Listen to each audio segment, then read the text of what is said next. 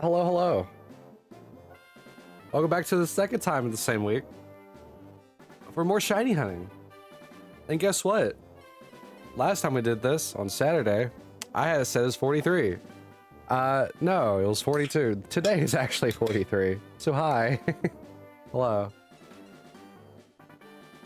I never learned how to count in the first grade, especially beyond 42 apparently. But it's okay, because 42 is the secret to the universe, right? Yeah, how are you? Both YouTube and Twitch. It's probably been a very short morning for me, but I don't know, some people have some very long mornings. You're doing good? Glad to hear it. I didn't actually have to alert you this time either. Oh, whoops. Hold on a second.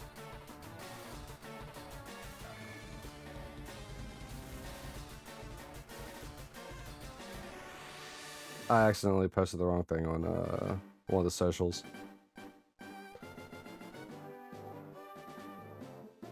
There we go. All right. You check the schedule? Ah. Oh yeah, the schedule I posted in the Discord.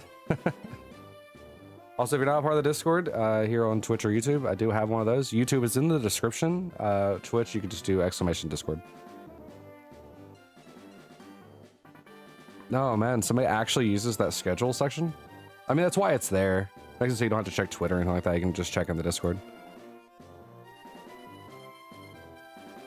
I'm glad someone's getting use out of it. Yeah, exactly, like that. So if you happen to be in Twitch at the time, there it is in the chat. But anyway, let's not, you know, dilly-dally any further. Yep. Also post on Blue Sky. I post on Blue Sky and Twitter the same way. So if you only have one or the other because you don't like Twitter, that's fine. It's on Blue Sky. Technically, I also have Hive, but I don't think there's too many people using Hive.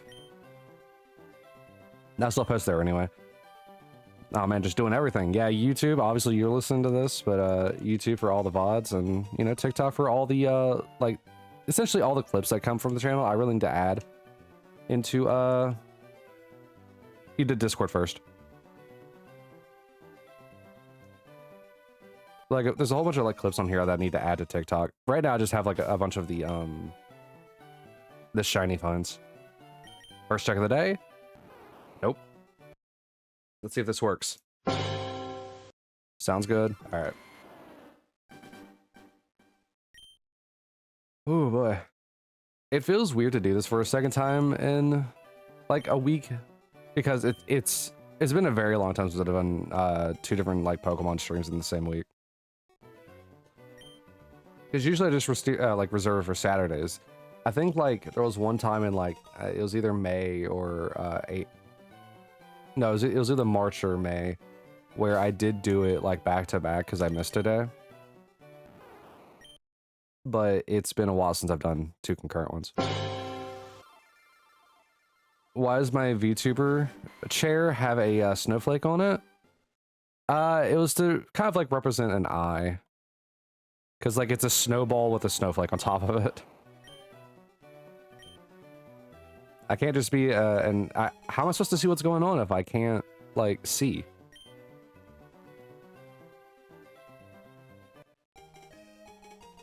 That's why I also have a mouth holding a rose.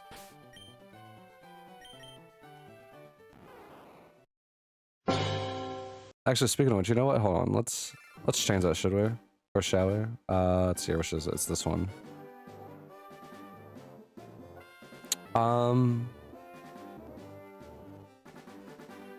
We'll get some Pocky today.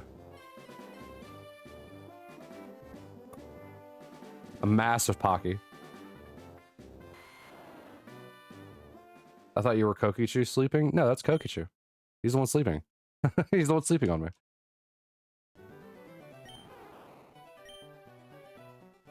Why he calls me dad.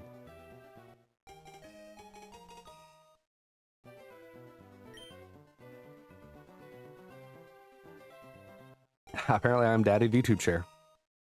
Exactly. See, now you get it. I got 5 legs, 2 arms, a very comfortable lap, 1 eyeball, and a mouth that changes size based on whatever I'm eating. In this case, a giant piece of Pocky.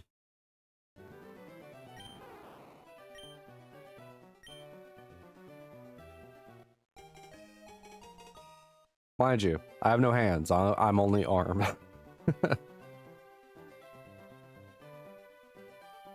I do have feet, though. 5 feet as well. I roll around at the speed of sound.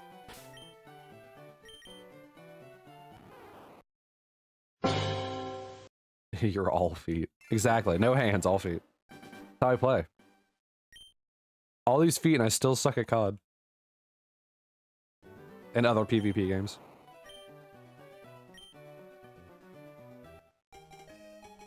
That's just how it goes, man. I'm past my prime on COD.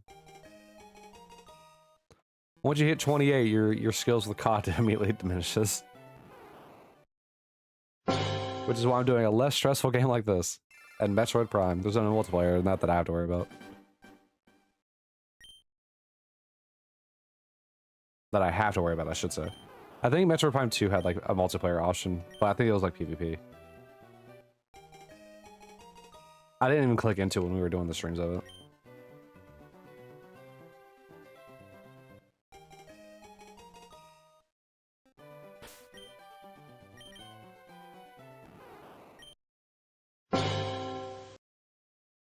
Oh, man. Here we go again. Bulbasaur disrespecting my time. At least Charmander had the courtesy of showing up like 12 resets in. Or sorry, 6 resets in. To a stream. So Sal, your breakfast this morning is just pasta and sauce. I mean, to be fair, I can't say anything. My breakfast this morning was also pasta and sauce.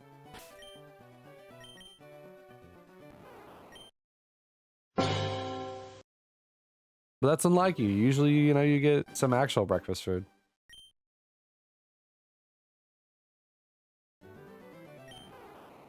It was very good. Glad to hear it. So was mine. Mine meatballs.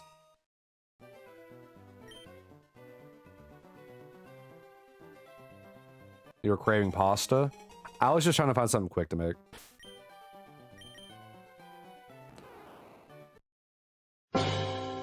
And so pasta and salsa it was. I need to turn the volume down on the game. It's so loud for me.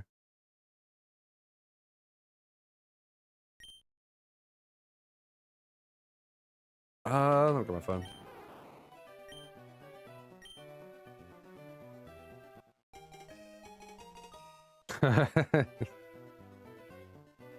Why'd you zoom in on my VTube model's like feet and take a picture? I didn't consent for that.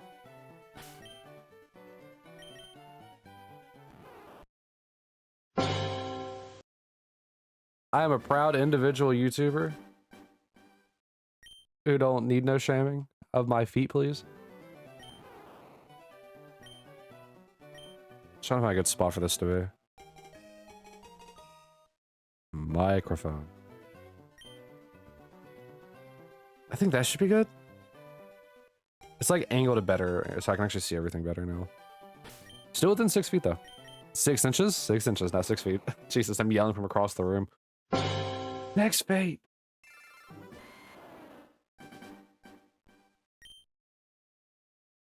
Since I woke up not that long ago, like less than an hour ago, I kind of need to, like wake up more.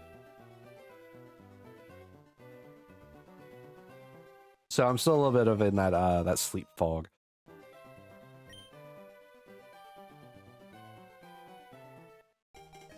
But also, once again, Cat has like the temperature up to like hotter than it needs to be.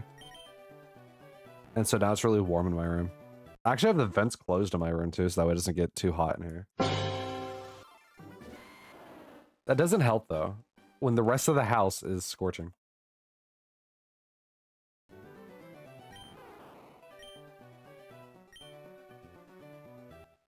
And even just turning it down, I gotta wait for the house to cool down then.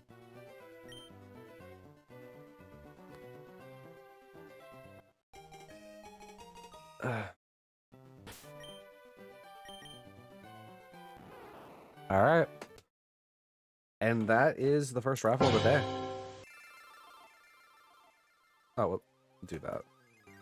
Look at roller chair feet close up, and all you got was that. Huh. Interesting.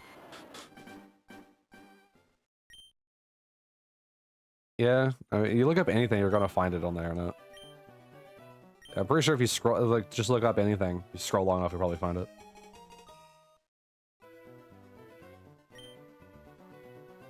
It wasn't even feet. Well, true. Was there a roller chair?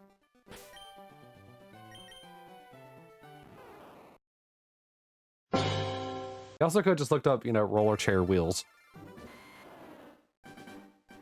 It would have given you the same result. There were many. My brothers and sisters.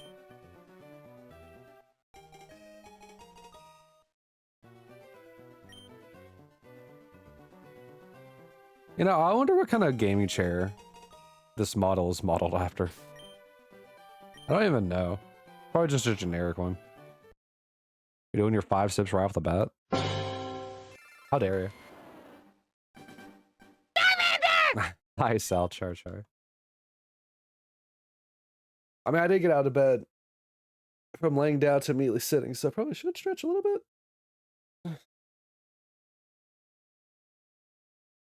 All right, you want 5? You want 5 of them drinks?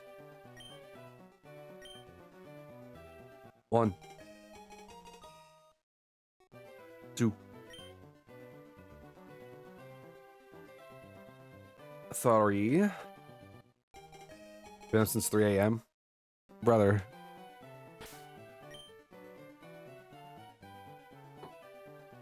Ooh, why was that so hard to swallow? 4. And 5. Let's go. Nah, come on. Oh, huh? All right.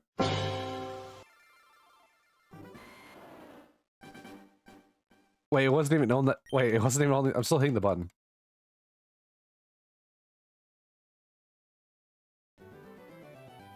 Wait, what? Is it only on that start screen that it does that? Yeah, homie, you gotta figure out that sleep schedule, homie. How else are you supposed to stay up for Chrono Trigger if you're going to sleep like halfway through it? I know you are. Oh yeah, if you weren't here for Chrono Trigger, we managed to get to the area known as the End of Time, where essentially you're able to challenge Lavos now at any point in time.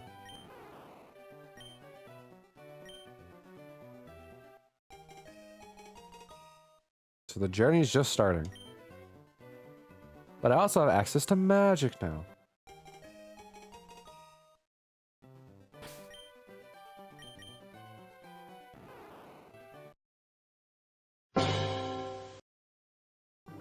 You know, the sidewalk in the void. Exactly, yeah, with the old man and the weird Wabbajack creature. It is really cool. It is kind of funny that they use that world as like a means of like, yeah, this is why you can't have more than 3 people at a time.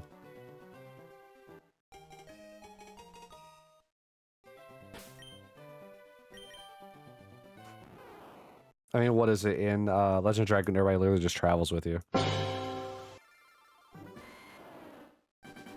So there's still not an explanation there as to why only 3 people fight. But having only 3 people in Chrono Trigger makes sense, at least. Granted, I still think I'm in for a world of hurt when I go through that game, due to the simple fact that I have it on active time battle. Anytime you have active time battle, it's always setting yourself up for some pretty hard fights.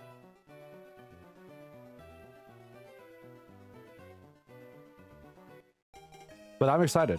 I need a hard RPG that isn't artificial from me switching out characters at needless points in Legend of Dragon. Granted, I'm also not the type to grind in RPGs, which probably is a bad thing, but also kind of a good thing in certain other games. I think Bravely Default, I think, is one of those games where you don't want to grind. But like Legend of Dragoon is one of those games where you do want to grind. You're supposed to fight the final boss of Legend of Dragoon around the like your party members are supposed to be in their 40s, I believe. And I think Dart was level 39 and he was my highest character. So I definitely fought the final boss of Legend of Dragoon way before I was supposed to, but I knew I could do it. How many companions have I collected? I only have, the only new one I have is Robo. Or R-66Y, I think is what his designation is.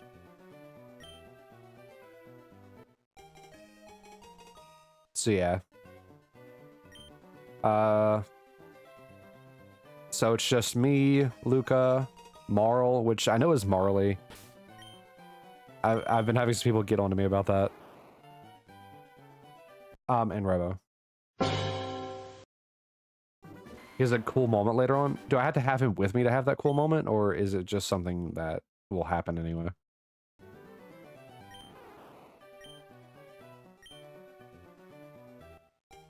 Because I've noticed that, like, Robo is just a better Marl.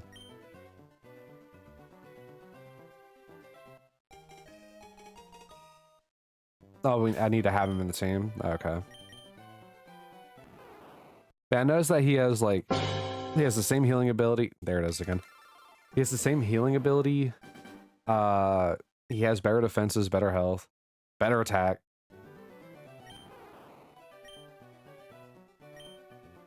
The only difference though is that he doesn't have a he doesn't have like the aura whirl. So I can't team wide heal with him like I can with Marl.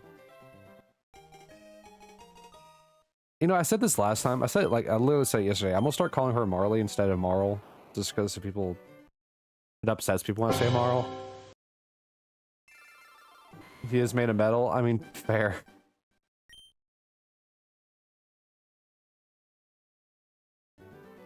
Pure condensed steel.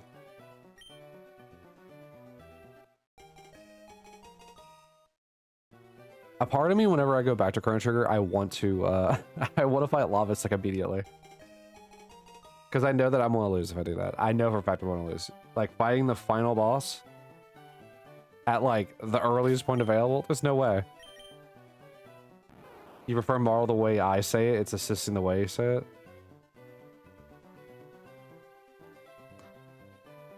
What do you mean it's assisting? Also, you'd be the first person that says that you liked me calling her Marl instead of Marley. But yeah, what does that mean, assisting?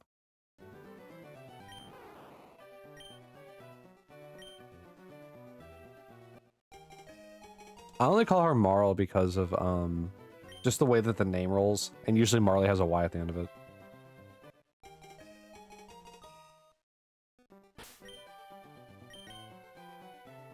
But given the fact that it's a girl, more than likely her name actually is Marley. But no worries.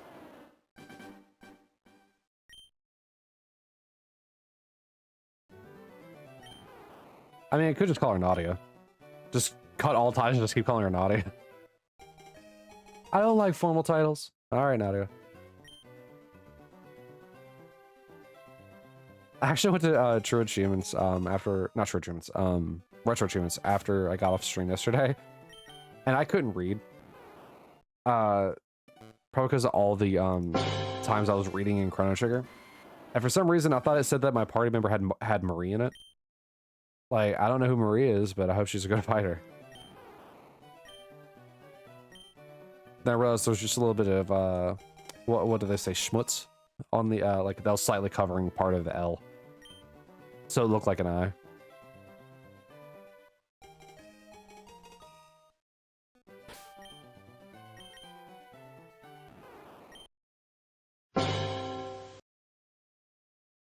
Yeah, I was thinking about having Robo in the team. But I like having Aura Whirl. It's the way you say it as well, is what you were trying to say? Ah, okay. I mean, like I said, it's the way it's spelled that makes me say Marl. But, you know, that would make me think it'd be like more of like a boy's name. While Marley does sound like more like a girl's name. Granted, Bob Marley, but that's that's the last name.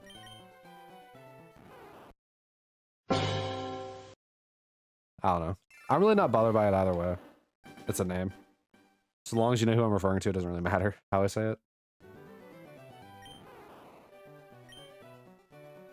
Because like some of the Pokemon later on, I say funny on like intentionally just because I think I love saying it that way. It rolls off the tongue better the way we say it. Yeah, it is very easy to say Marl.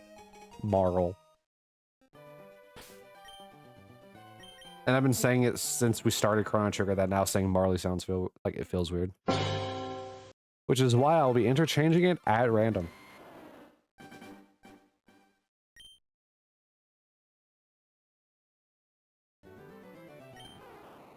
Also, I don't remember if I ever actually stated it. I probably did on Saturday. When we get to Sandshrew, like whenever we get it, if nobody has Sandshrew claimed by that point, I'm absolutely nicknaming it Dirt Shrimp.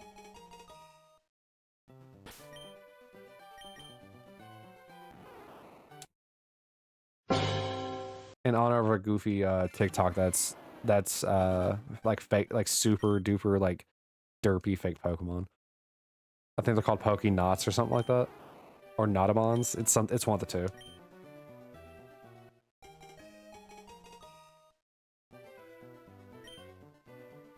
But yeah, one of them is just Sandshrew, and it's spelled Dirt Shrimp. Parasect is still Parasect, just spelled wrong. Sandshrew is one of the ones you wanted but decided differently. Doesn't Sandshrew turn like blue as well? It's a lot of blue shinies.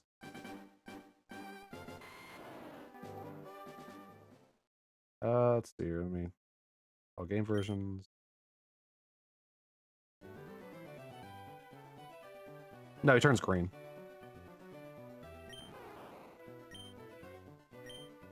You couldn't come up with a name? I mean, fair. It's kind of hard to come up with shiny names. It's why it's kind of hard to come up with names in general, but like having a name that befits a shiny is very hard. Like because you have to like think about how you want the name to be done. And usually you want it to be thematic. Like obviously with you and Psyduck and Golduck, Lapis and Lazuli, I mean that thematically makes sense. Whoops. You named the first one Lapis because it turns blue, and you named the other one Lazuli because it turns more blue. It also gets an orange beak, I think. Like it goes from like yellow, secondary color to I think orange. So I mean, like thematically it makes sense.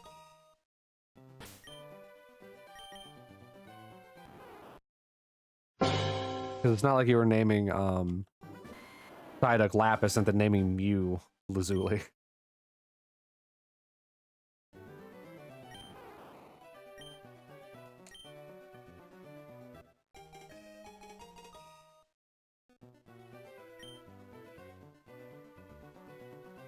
Also, up until yesterday, I've had this app on my phone for like forever now. But like, up until yesterday, I completely forgot that I had it. But it should make shiny hunting a bit easier for me, so that way I don't have to look up where I get a Pokemon is all the time. Like Sandshrew, for example. Like if I pull up my phone right now, I can see. Well, let me back out a little bit. Where is it? Oh, right, it's in Platinum. Whoopsies. If I go to Fire Red for Sandshrew, I can see that I can't get a Sandshrew in Fire Red. It says trade or event. But if I go to Leaf Green, because it's exclusive to Leaf Green, I can see it's on... Let's see here. It's on Route 10, Route 11, 23, 4, 8, and 9. So, like, I can see it's all at these places.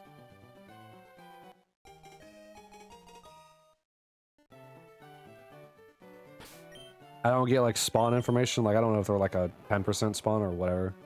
But I just know where they are. So it makes it easier. Or, like, let's say, ooh,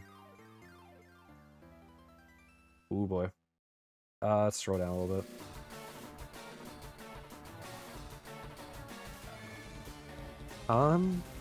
Let's use... I keep, like, accidentally scrolling the entire thing. So like I go into like Sword and Shield. Okay, it sounds easy. It's only in the playing this other place. So we'll use Goldie now as an example. Go to the map, change it off of Platinum because once again doing Fire Red Green. I can see they're at Cape Brink, Cerulean Cave, and Safari Zone. That's the only places that a Goldeen is in Fire Red. However, they also have places where they can be found. So it's location. There's also I forgot there's different like settings on here too. So like it listed as settlement, but in Fuchsia City and Viridian,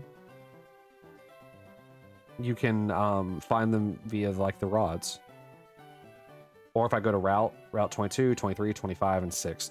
Like it's such a good app, and I've had it on my phone since before I even started this. Because whenever I was playing Platinum. Like replay Platinum.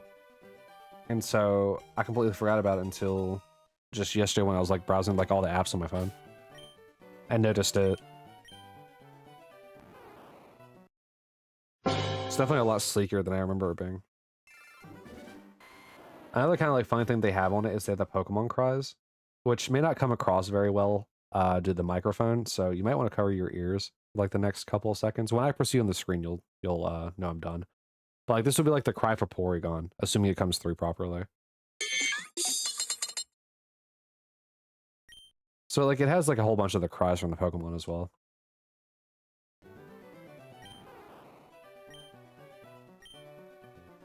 It's a really cool app. It is called it's called Pokédex. So Prokedex. And it's just a very fun app.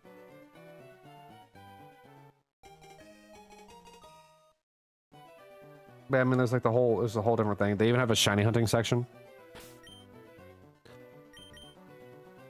So like if you don't want to be like me and have a whole spreadsheet to keep up with everything, just because I like doing spreadsheets, you can use the app if you wanted to.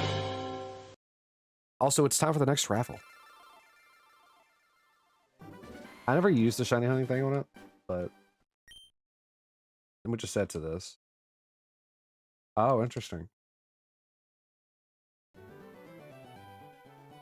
Oh yeah, so like you can put all the different types that you're I'm just checking it out like now. Interesting.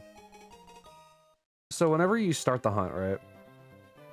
You hit the plus at the you hit the plus at the top. Yeah, what Pokemon it is, and then it starts the timer automatically, and you can just change the attempts.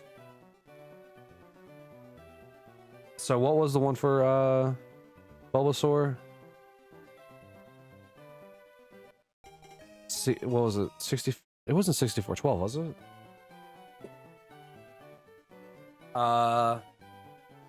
Was it recent? Is that how I do it? 5812. Oh, it actually shows you the locations as well. And you can change which game you're doing it into. So it'll adjust which Pokemon have what.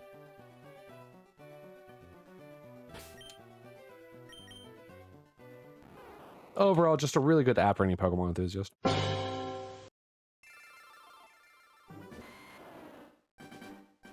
And they have all the way up to Generation 9. Like, oh yeah, all 1025. Huh. What happens if I tried to do a shiny hunt on a Pokemon that doesn't have a shiny form? Like Victini. Victini still does not have a shiny form. Or sorry, not released anyway.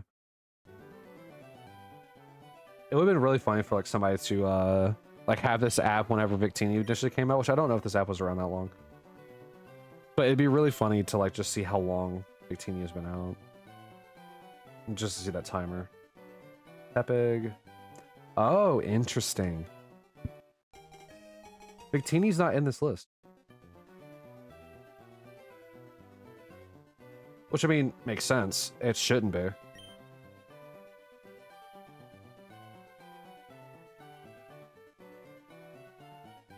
God, I keep scrolling this very stupidly. But it's weird that like Victini is listed there, right? Because there's other Pokemon in Gen 9 that don't have a a legit shiny out, but yet they're still listed here. So why is Victini not in here? Oh well, it's not really that big of a deal.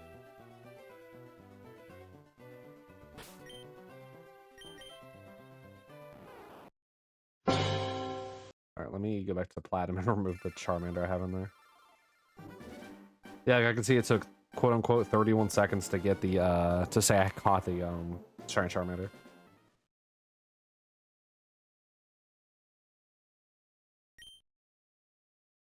Alright. We got my phone. Focus back on this. I don't know if it's on, I don't know if it's on, iOS.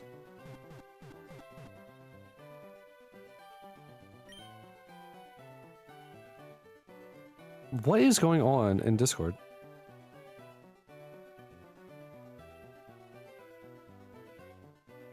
Why am I getting a billion pings?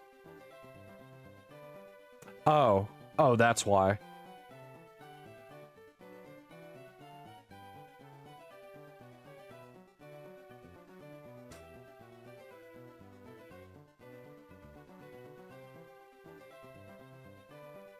Oh. Interesting. Alright. Can't read that well on stream.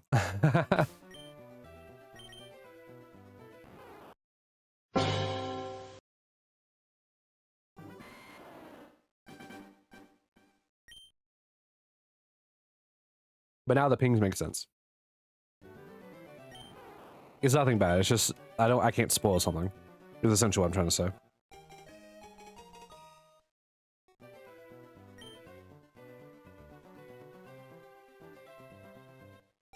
So something's happening in my Discord that it's something I knew about. I can't spoil it.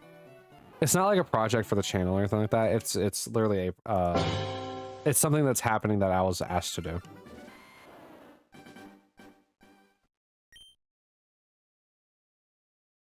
And so like there's a whole bunch of like pings on Discord because it's technically the official time for it. And by official time I mean the announced date of when I'll be doing it.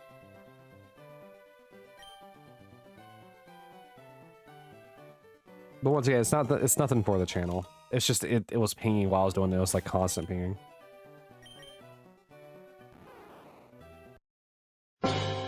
So why even mention it? Oh well, I can't keep my mouth shut, but I can still keep a secret.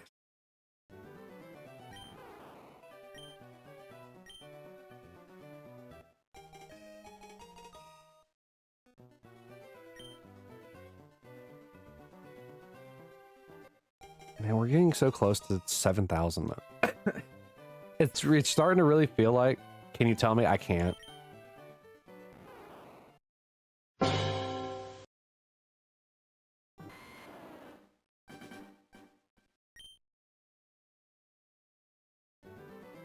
The only person I'm technically allowed to tell would be Kat. That's because we live in the same house.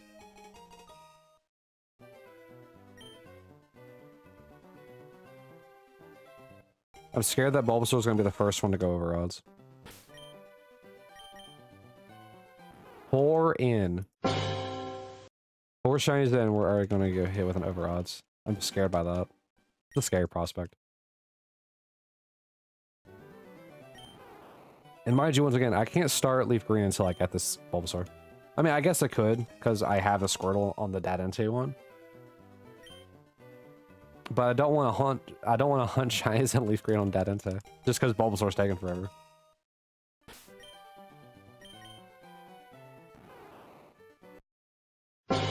You live nearby. If only that's how it worked. It's based on, essentially, does it make sense to, like, I can't really hide it from her because we live together, but I can hide it from you because we don't.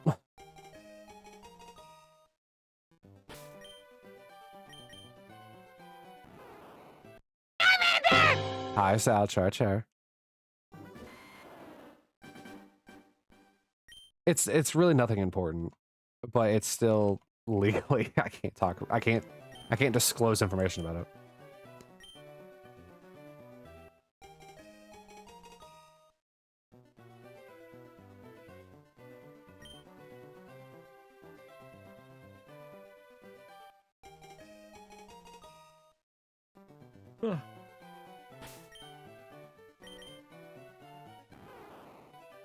Man, I'm yawning and I'm almost an hour into this.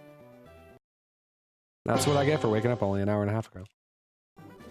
You want the gossip so bad? It's nothing bad.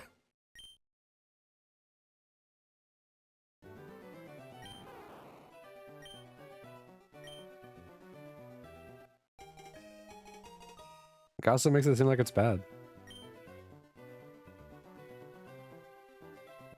Funny, when this video comes out is actually when I start the, is when I start it, because it starts the week of the, what, 19th? 16th.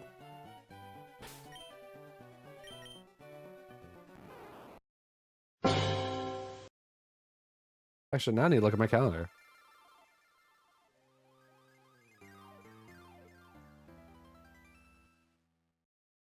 Oh, that starts on a Monday. Ooh. Alright.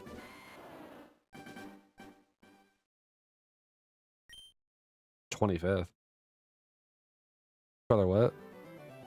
Yeah, today's the 25th. I'm talking about the thing that I'm being pinged about.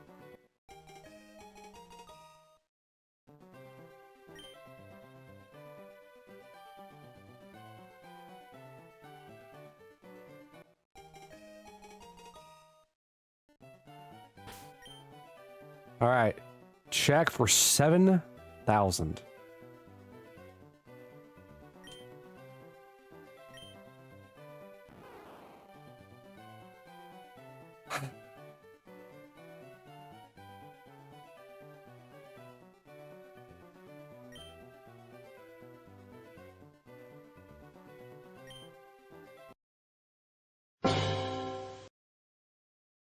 uh, 7K. Yay.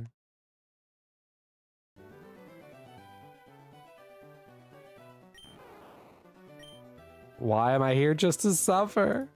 Ah.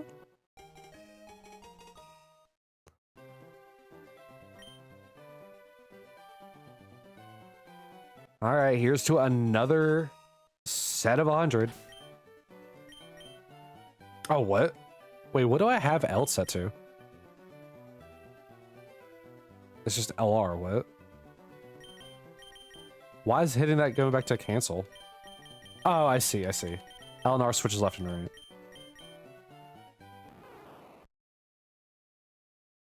I'm hitting all the wrong buttons. What's the odds? 1 in 8,092. Yeah. For Charmander, Snorlax, and Squirtle's also 1 in 8,192. It's the only odds in this game. In the other generations, except for Gen 3. Gen 3 has some weird things to it. But Gen 2, 4, and on all have different things you can do that have different odds. And increase your odds.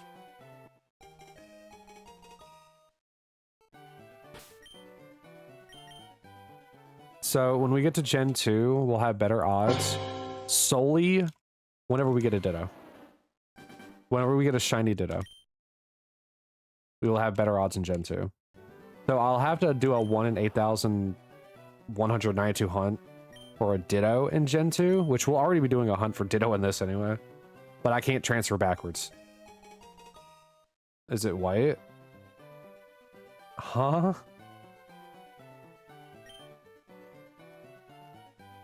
You talking about Ditto? I don't think so. I think Ditto's blue. Because it's playing off of being very similar to Mew. I think. I need to check.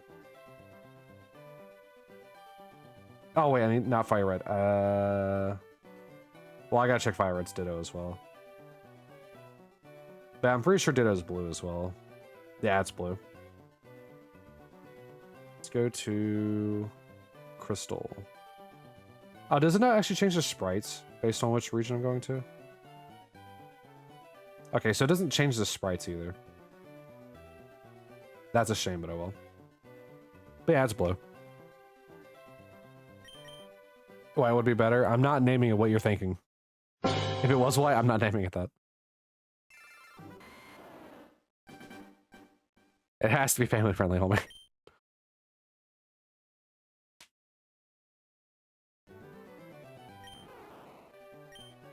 All the Pokemon streams are essentially always going to try and be safe for work as much as possible. The other streams can be a bit more lax on that, but not this.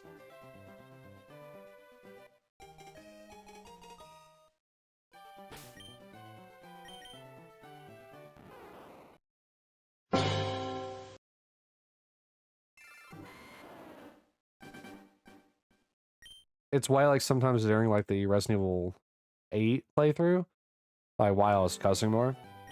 Same with Call of Duty. Whenever I was doing that downstream, whenever it would actually work.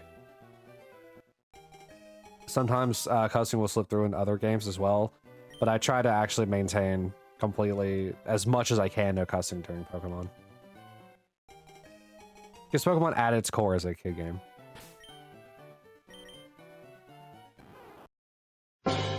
Even if all the kids that originally grew up playing it are adults now. It's still made and kind of like marketed towards kids. And while I think you have to be like, what, 14? I think, I haven't read the terms and conditions for a while on Twitch. I think you have to be 14 in order to join Twitch. So I know that you have to at least be that old in order to be in the chat.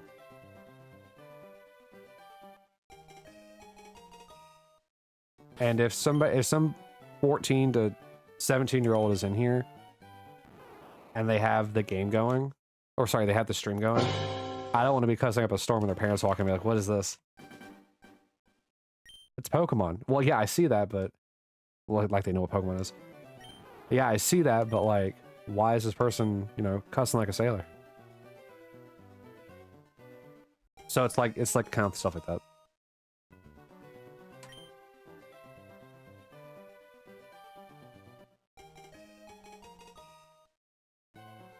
It'd be very similar for something like,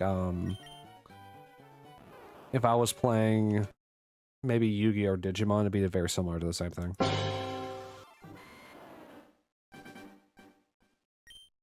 If I know that the game's gonna have a fairly high, like, underage base, I want to play it safe and not cussing it.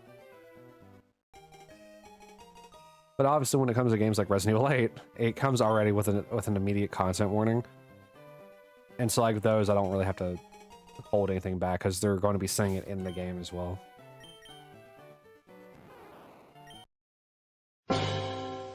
Chrono Trigger is going to be a fun one. Because I think that game's, what, rated T? Because of the violence. And so like, I think the only time I'll probably be cussing than that is if they happen, is one by accident, or if they happen to say it in the words. I don't know, it's just, I want to keep it as friendly as possible.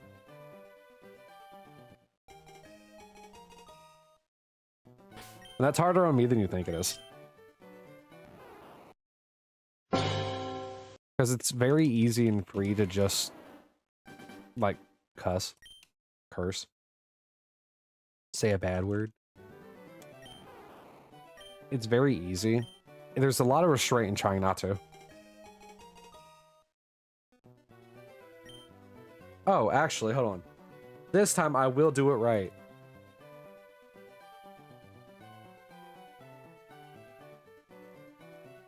Chrono Trigger has an average rating of 9 out of 10. I mean, it's been a very fun game so far.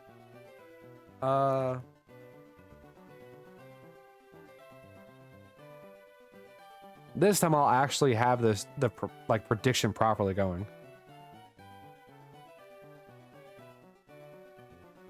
This time I know how to do it as well. It's really funny. Earlier, yesterday's stream, Koki was like, when are you going to end the prediction? When I went to go end it, it actually auto-ended, so it auto-canceled. Like when I was going to check it. I barely missed the window for it. You have like 24 hours from the creation time, I think is when it is. But this time I'll actually do it. I thought it was because I ended stream without closing it. Apparently, it has something to do with the actual timer when it started. I didn't know how predictions worked until yesterday. I kind of just did one on Saturday for fun and then didn't even read about it until Saturday. Or Sunday. Today's Monday. But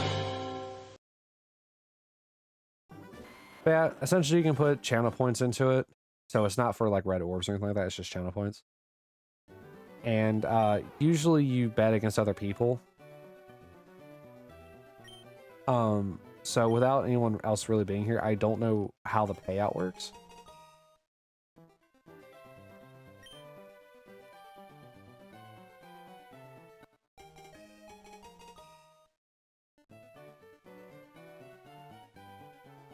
So we'll just have to see how that goes. Since you're looking up average ratings of games, will you look up Legend of Dragoons? I'm just curious to see how people, the same people who like Chrono Trigger feel about Legend of Dragoon. I actually saw somebody playing Legend of Dragoon on TikTok yesterday. I was very excited, but I couldn't really stay to watch.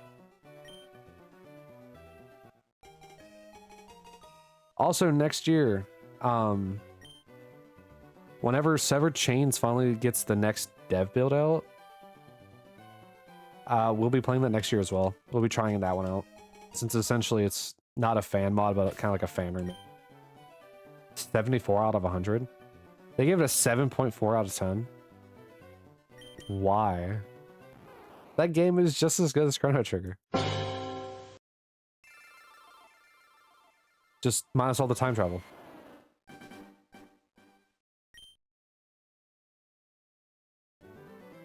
To be fair, I have a special place to Legend of Dragoon in my heart. I like it more than Final Fantasy VII.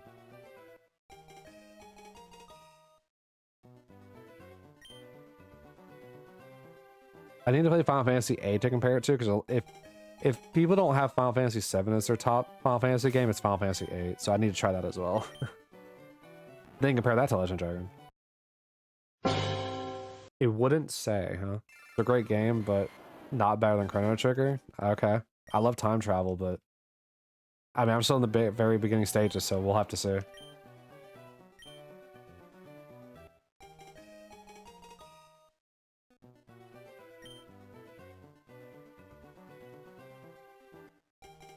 You're telling me that, you know, Cool Boogie automatically doesn't make Legend of Dragoon the best game for you?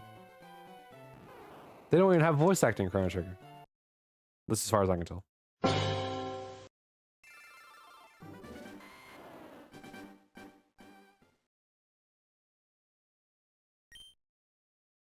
They don't say their attacks like Flame Toss.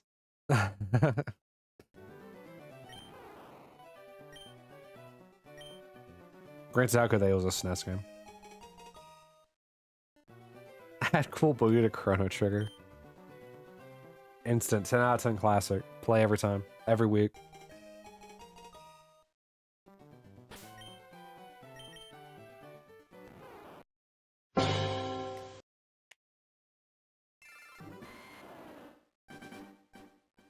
I mean, like, I like the premise of Chrono Trigger. I mean, traveling through time to essentially stop a big bad. Always makes it a fun time. Because you also get to see your, like, the consequences of your actions when you go back into the past. You don't get to see them too much when you go into the future.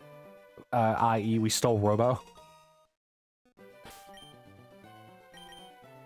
But if we went back in time and say stole a Robo from there, it'll probably have a bigger impact.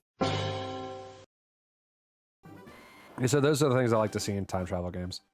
I know I saw it in Another Eden, which is a mobile game. It's a mobile RPG soft gacha. There's a ton of cool moments and twists. Wait, you're gonna secretly tell me that Chrono is actually Lavos in the future? Like, is that gonna be like a twist? Don't actually answer that, but like twist of like very crazy magnitudes.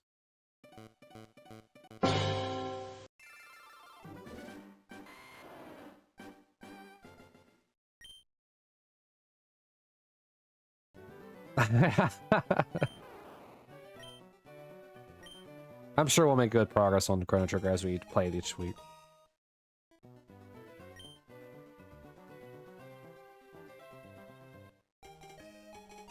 I don't think it's gonna be like no like 75 parter kind of thing, like you see other people have on their streams, or not streams, on their channels on YouTube.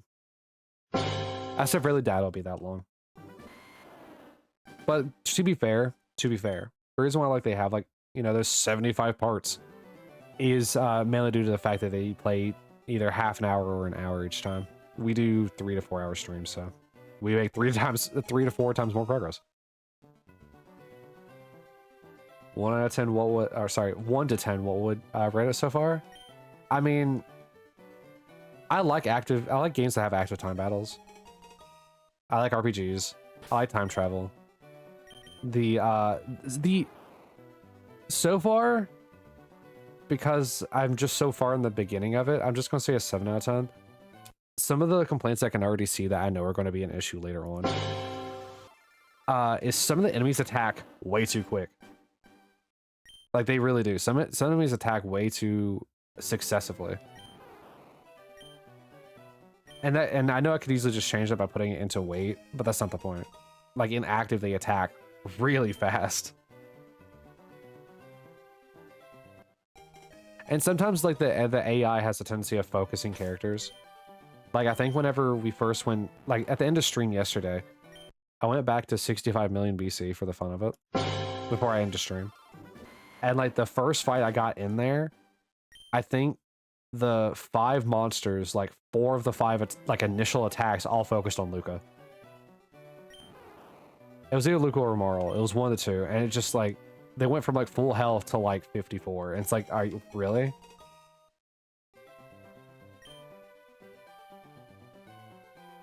So it's kind of stuff like that.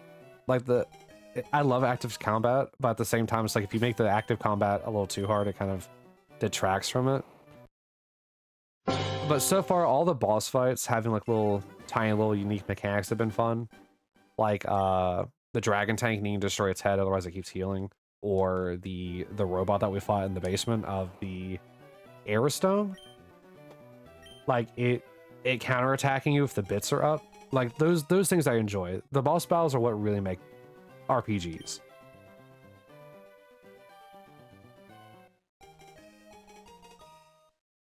And sorry you're in an ad now, so I can't keep talking about it. I probably should have delayed the ad.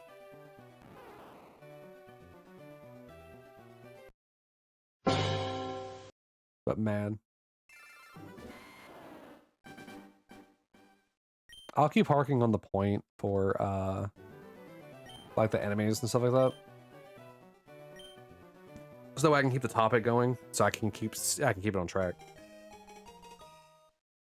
But like those robots, the 6 robots, where you're just fighting with Chrono and like one character, dude, they're brutal. If I didn't just focus on, like, if I didn't keep focusing on the attack, sure, I probably got them both healed. But at the same time, it's like, man, I feel like I was getting like unfairly treated. A 3v6 became a 2v6 real quick.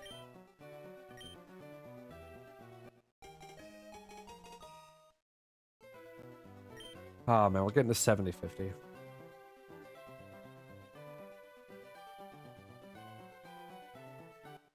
I'll go on my next point here in just a couple seconds. 5 ads.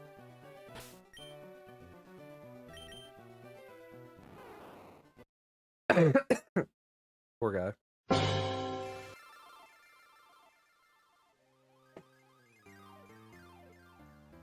Was the cutoff for prediction like the number of resets? At the end of stream. I had the prediction set to go for half an hour, so people can just put in, if they happen to come in, they can put the channel points into it. But it goes until the end of stream. I'll close it off at the end. So the last thing you heard me talk about was like how like fast the enemies attack, right? And like how the bosses are what make RPGs, right?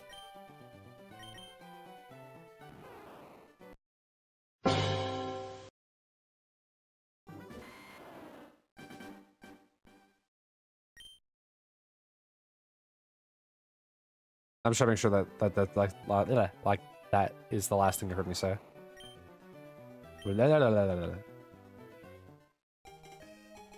I need to do the cocky wing like cherry like tongue thing before I start streaming so I can get my like my tongue engaged.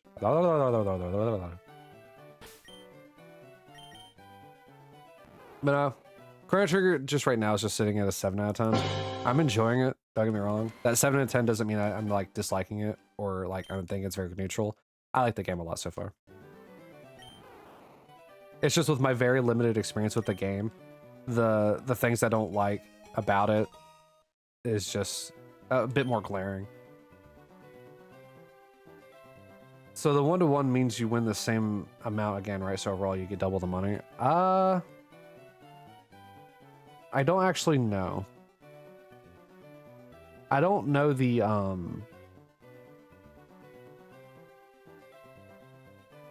No, I think it's because nobody's betting against you, that's why. Because it's usually multiple people guessing it. And you win the share of whatever it is that you bet against. So like, you know, like how in like boxing or like in horse racing, they're like 5-to-1. Like the odds are 5-to-1 kind of thing. Essentially, if you bet for the one side, you can get a 5 times return investment. If they happen to win. I think so, yeah. Because nobody's technically betting against you. However, an important note is that if you lose your points. And it goes to whoever bet on the other side. In this case, since no one bet on the other side, they just go to the ether.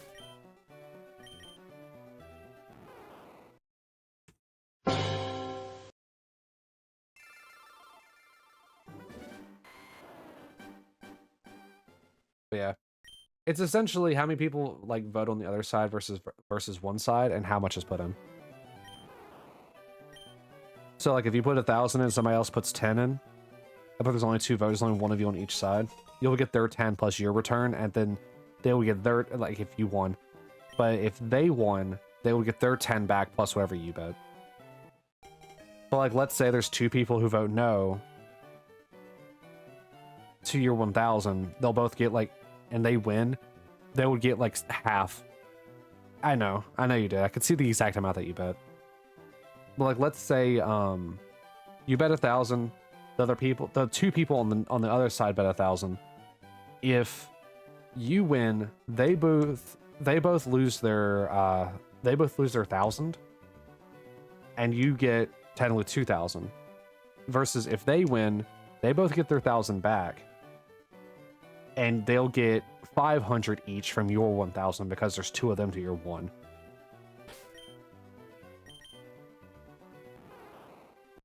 It essentially divides the winnings amongst the people who bet the opposite side of you. Or vice versa. But obviously, if, you know, 1 divided by 1 is still 1, so if there's only one person on the one side, then they'll get the whole lion's share.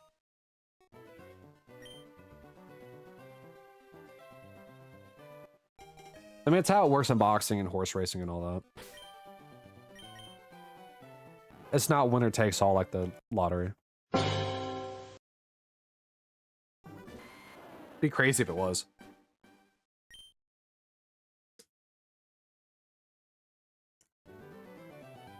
Technically, the lottery in this is tied to red orbs.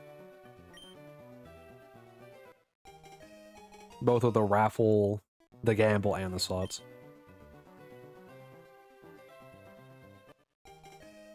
Though I don't remember what, I do not remember what the United States is, like, there's different, like, things that require, but how much on this? There's certain requirements that, like, give credence to, like, what it is you're trying to do. Like, a lottery is its own thing, a sweepstakes is its own thing, and stuff like that. A giveaway is another thing. So, like, all of those have, like, different requirements tied to them.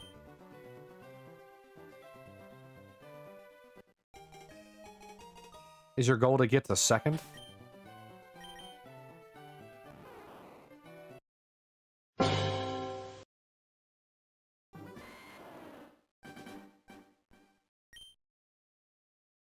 Plus, if you're gambling 20,000 at a time, it's gonna take you a while to catch up to Koki.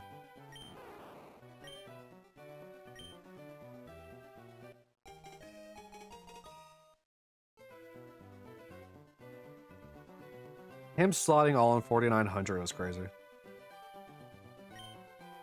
Oh wait, actually, I just realized that means I need to update slot rules, right? Yeah, I need to change that. It's now 108.67. Hold on. Sorry about this, YouTube. Once again, if I don't do it straight away, I'm gonna forget.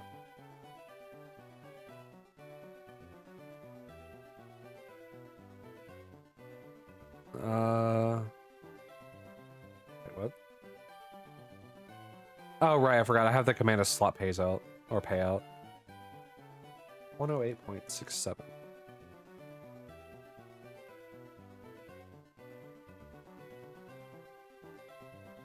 Alright, there you go.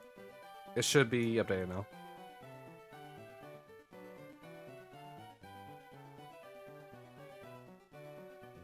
I even misspelled it even though I just looked at it. There we go. Okay. It's updated properly. Let's go!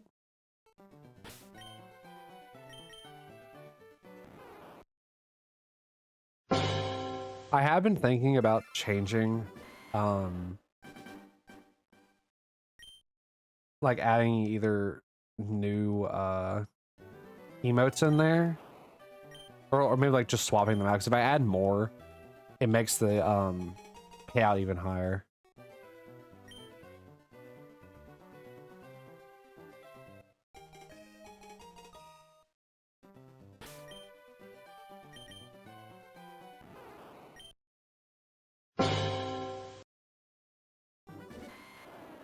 Though I do like what I have, you know. 2 Kappas gives a refund. If you get the squid in the right order, then you get double your held orbs, plus a refund on what you slotted. How do you reopen the betting screen? Try / prediction.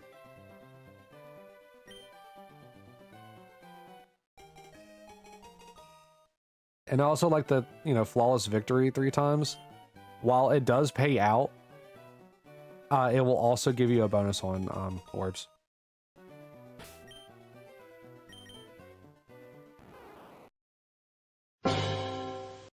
That escalates each time you get it. Only one person's gotten flawless victory so far, and it's been you, Sal. No work. I refresh, maybe? I truly don't know how to reopen it once you close it. I just know what it told me, and that's to do / prediction. And for some reason, it reopens it.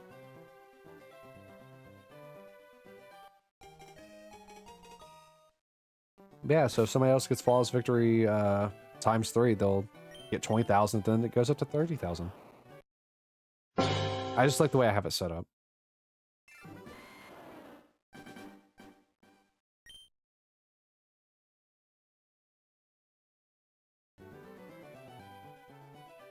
It's an unrecognizable command.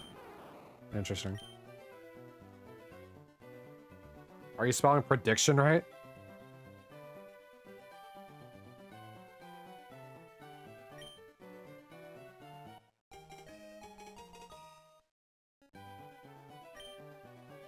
Because mods can also set up predictions, so I don't know why it wouldn't work for you.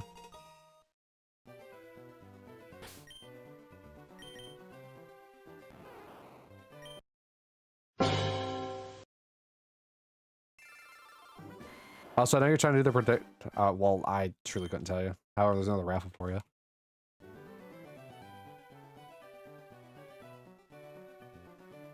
Oh, hit how to play. It actually just pulls up the whole menu, or the whole browser.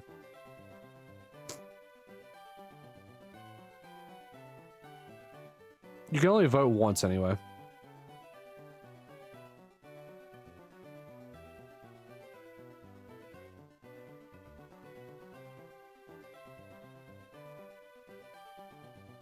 Well, apparently. Doesn't seem right. That truly does not seem right. You want to add more money? Maybe I'm wrong. I was pretty sure you could add more. I feel like I've added more myself.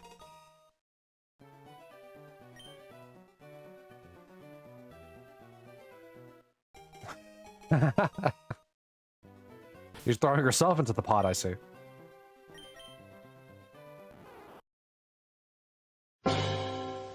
Rip. Womp womp. Better luck next time, buddy.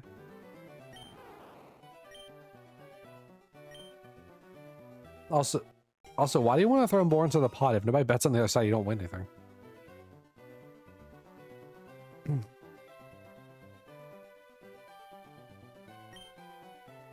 It's okay. There's always next time for fun.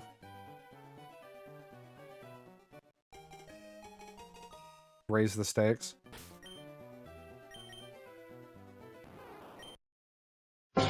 Usually you want to lower the stakes.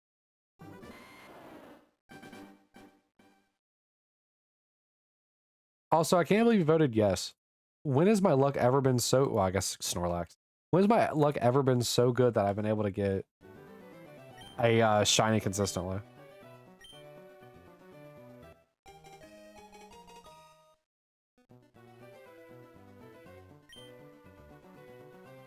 Next one. Are you turning into Koki?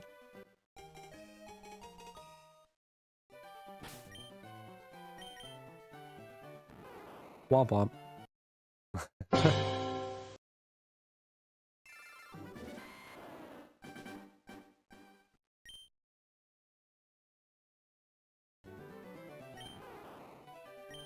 You know, I also realized that, like, the way that I handle the content for this is very strange. Other people are like, you know what we're going to do? We're going to do the shiny hunt, and we're going to edit it and splice it all together, you know, show the suffering, and then post it as one big video. Nah, I want to have the whole process in excruciating detail. If I have to suffer through it, so do you. Even though I know most people won't. Remember when you was rich? Oh, with your 5.7 million red orbs or something like that?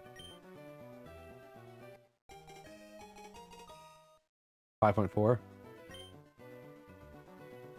Hey, depending on what's the last stream of the season? The 30th. So this weekend, when we do Pokemon, at the very end of it, I'm gonna let Koki do his gamble, see if he can beat your 5.4. Because I let you have it, so I might as well let him have it. I keep hitting that. I'm like almost crab holding my controller so I can reset quicker. So my pinky's like resting between the bumper and the trigger.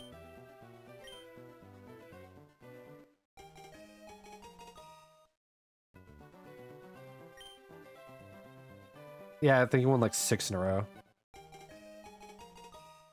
Though I don't know what's better. You winning 6 in a row or Koki finally winning slots. And the gamble all immediately after.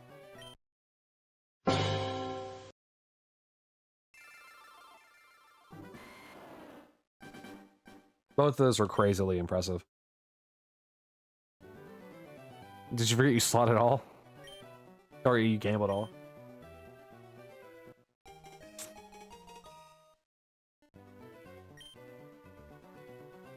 Give 100? You get it passively over time. You get like, I think 120 each 5 minutes.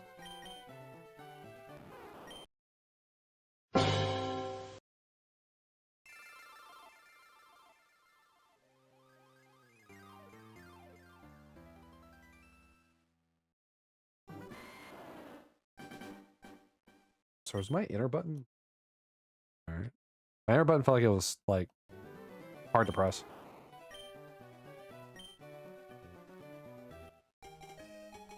I love that the Mortal Kombat symbol is part of Twitch. Mortal Kombat's such a fun, stupid game to play. How anyone takes that game seriously, I have no idea. I'd rather take Guilty Gear and Blaze Blue seriously over Mortal Kombat.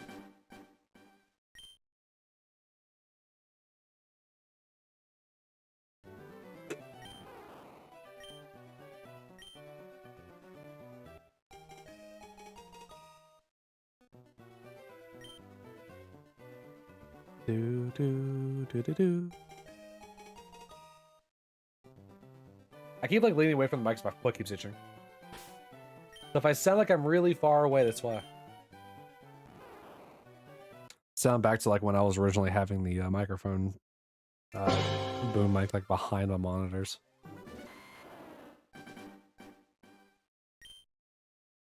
Started humming about the same time. Or at the same time, sorry. Yeah, normally you wouldn't actually be able to hear that either. But ever since moving the microphone closer, you can actually hear me click. As well as when I actually hum.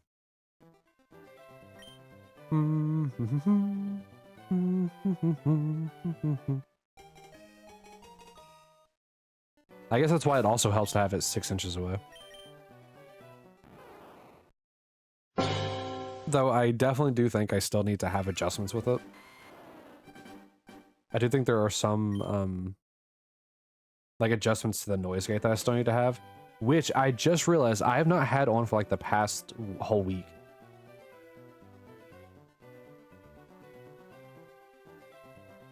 I have not had it on the entire time. Hold on. Okay, cool. Can still catch me clicking.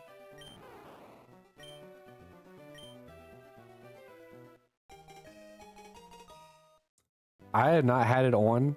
I say the entire week. I have not had that on since I moved the microphone closer.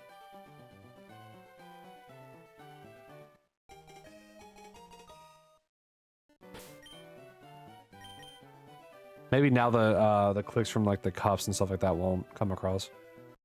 You're so sleepy. Ah, little baby. Little EP baby. We're almost to 7100 by the way.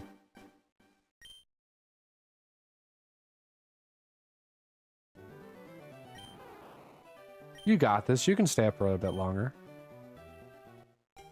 Today wasn't going to be a very long stream anyway. It's harder to do these. Like playing through Chrono Trigger or like Metroid Prime is a little bit different because I can actively stay engaged. This is a little bit harder. I've learned that over doing it for the past, I don't know what, 8 months. I've learned it's significantly harder to do this because it's very repetitive.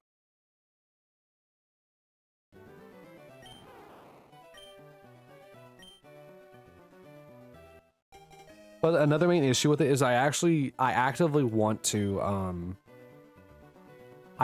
play through the stories, but also what makes a random encounter shinies more exciting, aside from having to actively play and move around, is any Pokemon in that area can be shiny. And this, I only have Bulbasaur. And so there's that as well. So like these will probably end up becoming like more so 3 hours because they're harder to do.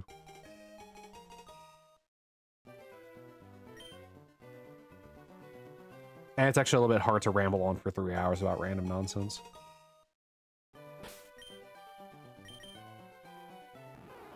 But hey, you got your 10K. You're gonna slot it all and hope you get 100 times payout.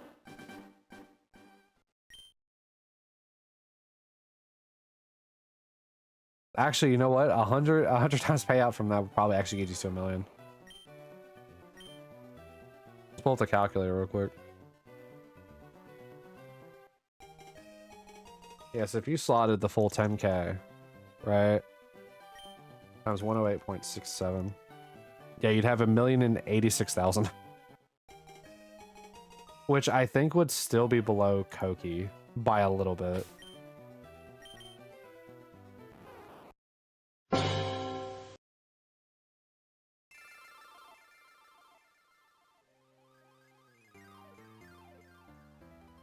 Yeah, it would still would have been below Koki by a little bit. Oh no, are you addicted to the slots now?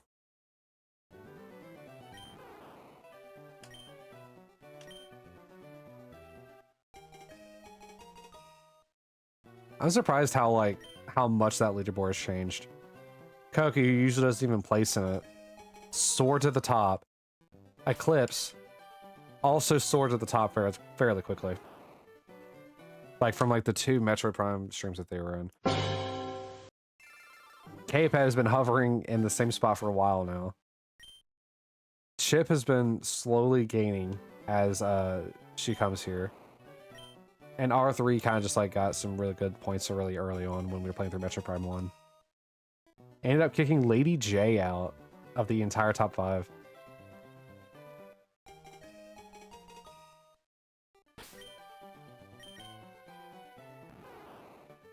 And you've won most of them? Yeah, you have.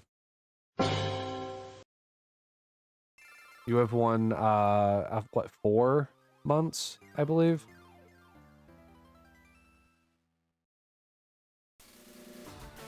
Though I don't remember what they all were. I don't remember what all the Pokemon names were. I only started tracking it back in August.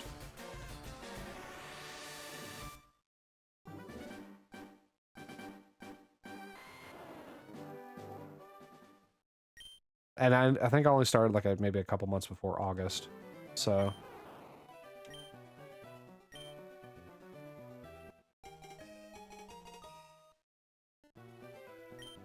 Because otherwise there'd be more named Pokemon in the spreadsheet.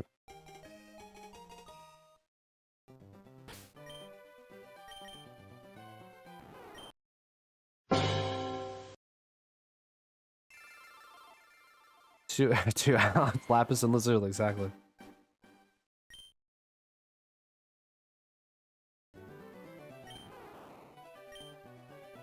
I think, what, Hoopa is your free one?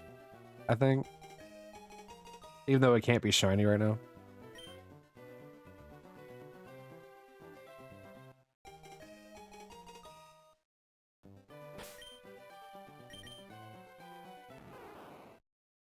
I will say, even during the Shiny Living Dex, if there's a Pokemon that can't be shiny, I'll still name it, like Victini. Victini is just always the easiest one because it's the first shiny-like Pokemon. But, like, if somebody ever, like, wins this and they want to name Victini, by all means, go ahead. I still have to catch it, even if it can't be shiny right now. And as new shinies come about and around, I'll swap them out and name them accordingly. Like if Victini ever does become shiny in, you know, 12 years. I'll get it shiny and swap its name out. I'm just hoping that I can get these Pokemon before Pokebank closes down. But that's highly doubtful. I need to get through, what, how many generations for Pokebank? Like 6 or 7? 7?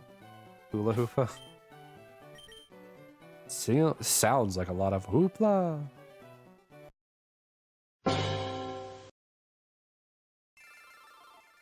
Are we not counting again? Wait, what? Why is my thing freaking out?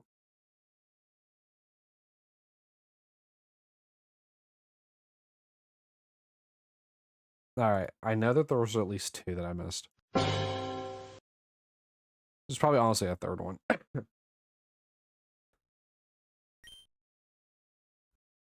We'll do a 3rd one just in case. I'm pretty sure that I only missed 2, but the 3rd one could just be there anyway.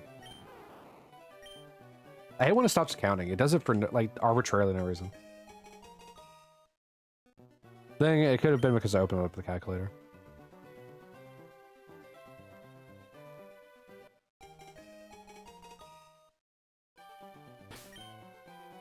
If anyone ever watches these back, please let me know where I have and haven't missed resets. I try to pay attention to the resets because I know that sometimes it does just not work like then.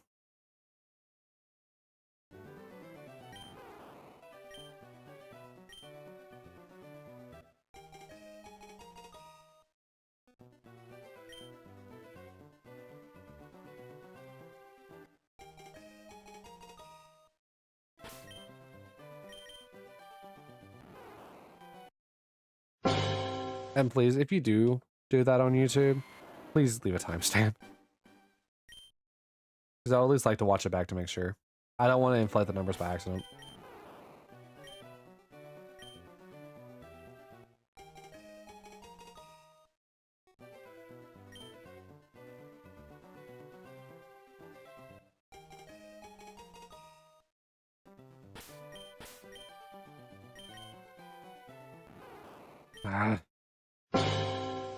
Based on the rate that we're going, we'll probably end up getting to around 7250, I want to say.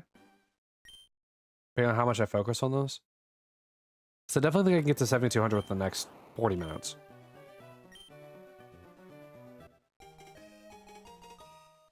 And within the next 40 minutes, it'll be 210. And then a little bit after that, it will be 3 in order to get to this 7250.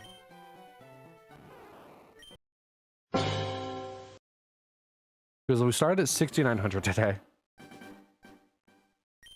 And we've already done 218 resets. Or checks.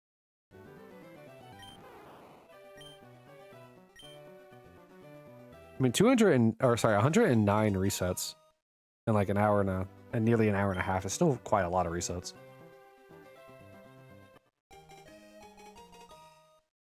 I think back during Charmander was what, an average of 350, like actual resets.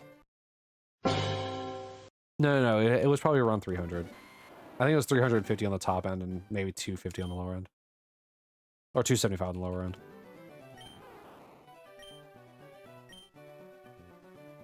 But I know I usually average around the same amount. But then again, the Charmander streams were longer. Snorlax didn't last that long, and usually Squirtle was with Bulbasaur, so.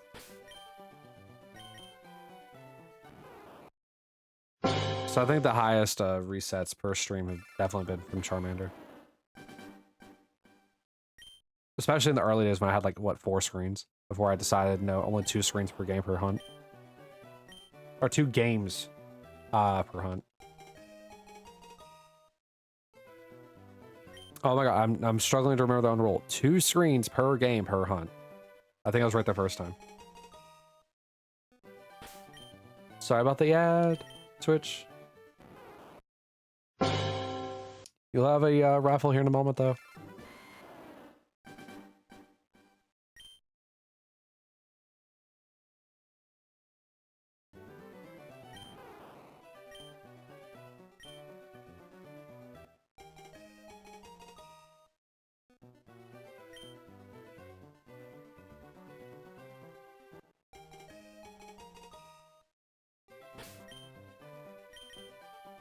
One of these days, I will get to save with a shiny Bulbasaur. One of these days.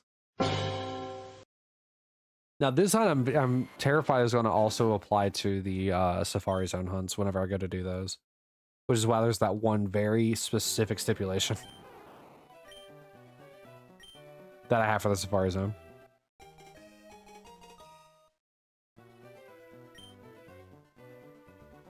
Which I don't know if I ever actually put that as a command. If I didn't, well, that's going to be a little hard to remember. It was oddly specific. It was like... Ooh. It was something weird. I had to have like a certain amount of eggs, like 5 shiny encounters in the safaris. It was something very specific. And I don't know if I ever made the command for it. Let's see here.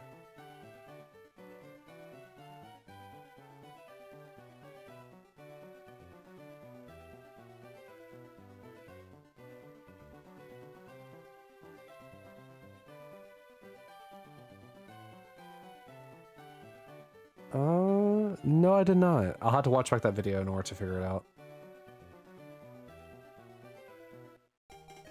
Yeah, I just sifted through my commands to find out.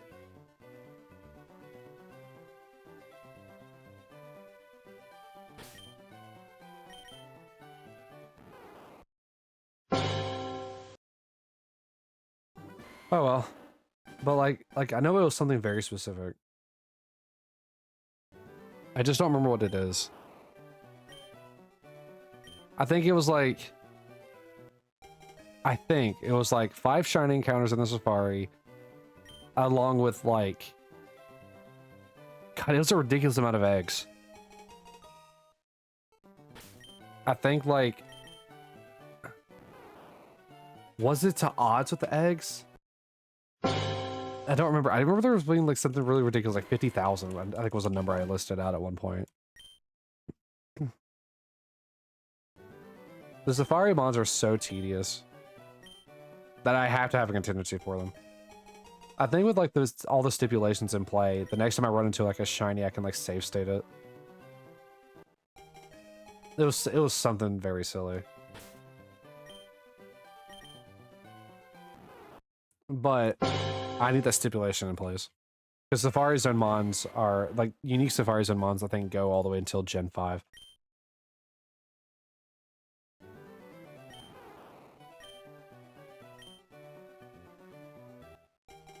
So needing those, like, safety nets are probably going to be very handy.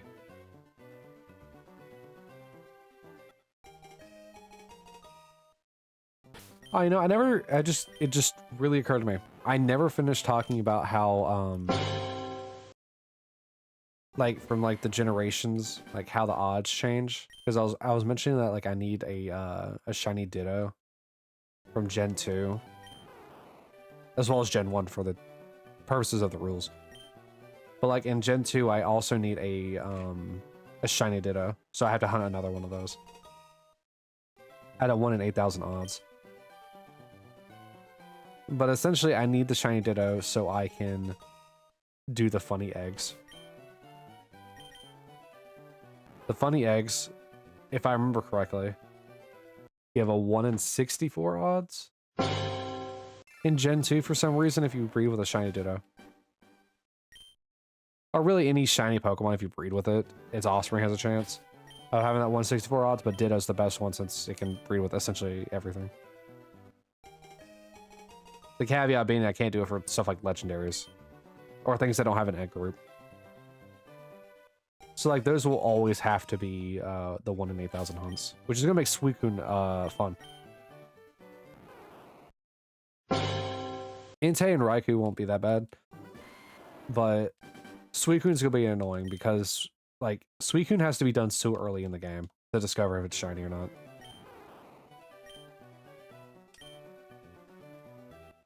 And I don't think back in Gen 2 they thought about respawning legendaries on Elite Four clears. Like they do in Gen 4. And I didn't check to see if it was in Gen 3. But I'm pretty sure they have it in Gen 4.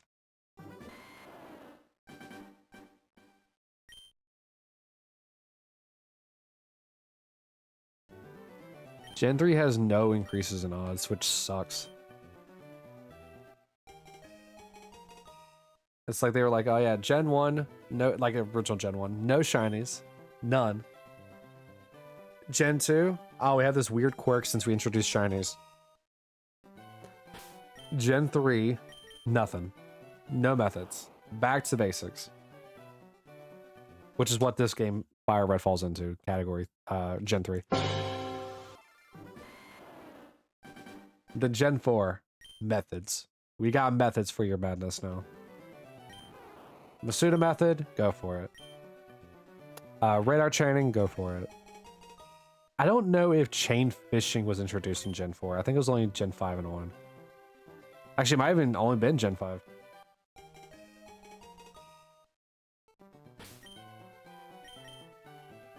I don't actually know. I looked at chain fishing for like one, I know it was for like one generation. But I don't know which generation it was for. But I don't think it's part of the newer games either. Since they have the sandwiches and the stuff like that. But also Gen 5 has access to the shiny charm, so. One of the hardest shiny charms to get if I remember correctly. But we'll have to see that when we get there, because it'll also be my first time playing through, so. At least when we go through the story modes of Gen 1 through 4, I at least know what I'm doing. I'll know what to expect, but Gen 5 is going to be such a wild card for me.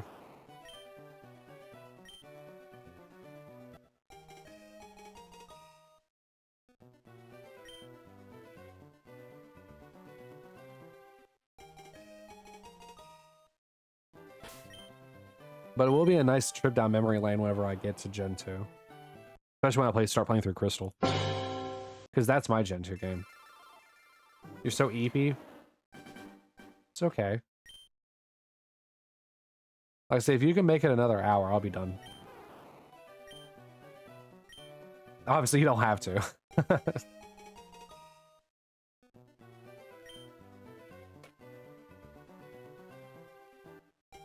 Yeah, these are hard to do.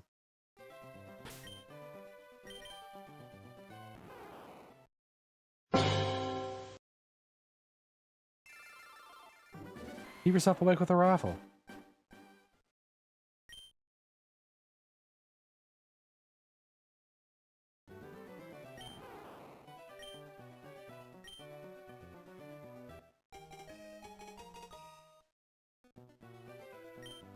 Also, if you do happen to stay awake, I'll show you a sneak peek at Metroid Prime 3.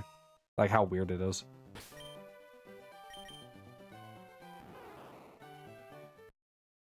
But once again, you don't have to. We'll probably end up playing it next week. If not next week, then the week after.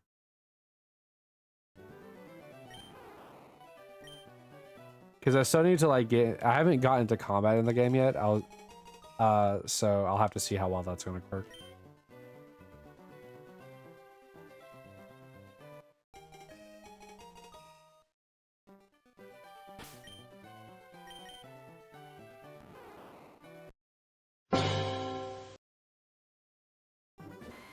I am very concerned though.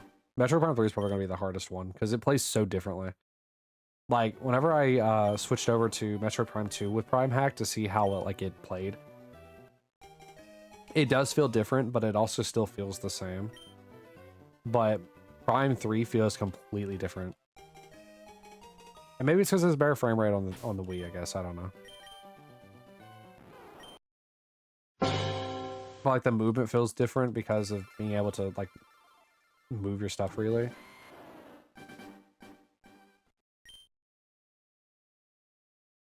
It's going to be a trip to play through Metroid Prime 3. I'm probably going to die a lot more in 3 than I did the 1 and 2 combined. I think we died in in Metroid Prime 1, I think twice. Maybe 3 times, and I think it's also the same with Metroid Prime 2. Because let's see here. In Metroid Prime 1... Oh no, I probably died 4 times. Oh, right, the right does it too. Because I know I died to the one invisible enemy. I don't think I...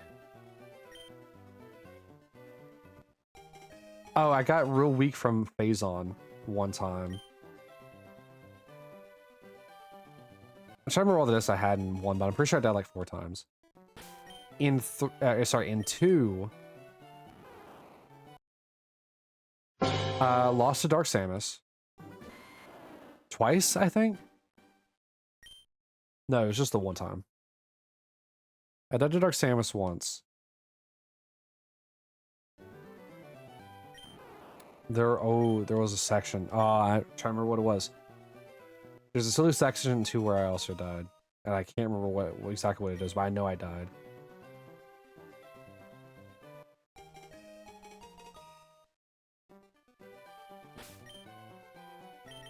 I want to say I died in Metroid Prime 1 more than I died in 2.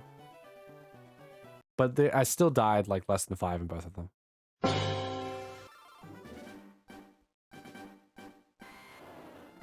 However, with how 3 is feeling just from the opening sections of it, it feels so strange. I definitely want to die in it more. It does feel like an actual like shooter now, which is both good and bad.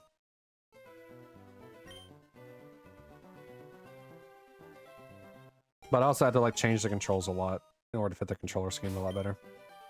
And that's probably going to take me the longest time to get used to. Because there's a lot of dual inputs I have to do. So like how back in the other game I would have the D-pad control the beams. No. I had the D-pad control the visor and I had the C-stick control the beams. In this, I gotta hold like, I think, like left bumper and then hit one of the D-pads in order to change like the beam, or just hit the D-pad normally to change the visor. I think is how I have it set up. It's very strange. There's a lot of dual inputs I have to do.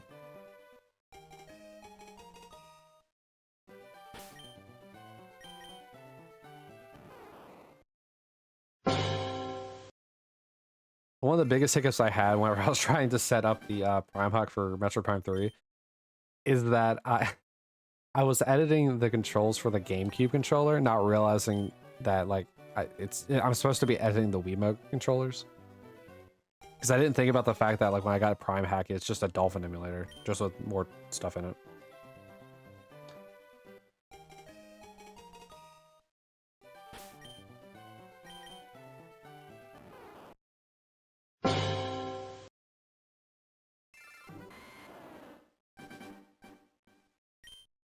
But yeah, so like I would like edit the controls, then click in the game and try moving, and then nothing would happen. It would still work with the mouse. So I'm thinking, why is this not working? So I had like a whole like hour or two just trying to figure out like why this isn't working.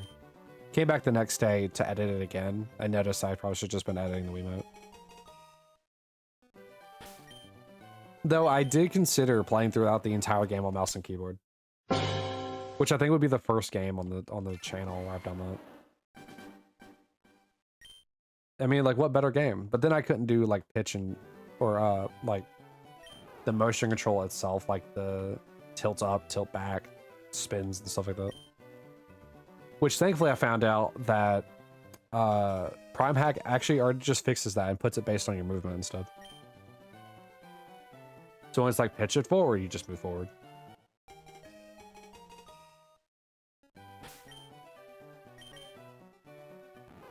So in theory, I still could do a mouse and keyboard on a Metro Prime 3. But I don't think you want to hear the constant clicky clacks of my keyboard as I'm playing.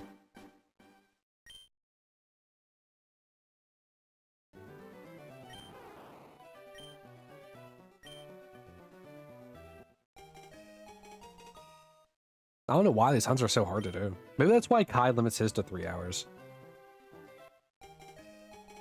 Because 3 hours is a good amount of time to like not just stay tied to the stream. Or maybe it's because it's doing so many resets of the same thing is hard. And finding things to ramble and talk about are hard.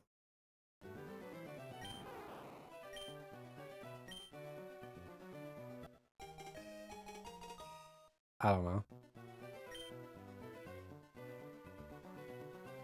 However, I've noticed that today, the internet is noticeably better. There's no weird server issues. Not cropped up like they did yesterday. Also another raffle because we hit 7176. It's crazy to think about how for once it wasn't my internet, but it was just a server issue. Because it affected many things. And the internet was still good because I did a speed test immediately after. Or sorry, while still on stream. And it was still good. I think it was 90 down, 20 up.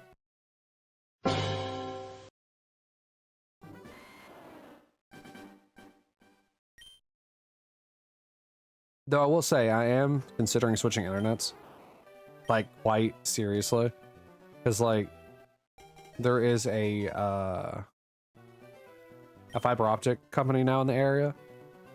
And they're like, yeah, you can get 500 megabytes for like 50 bucks. And it's just like, are you serious? Whoa. What was that? My screen flickered.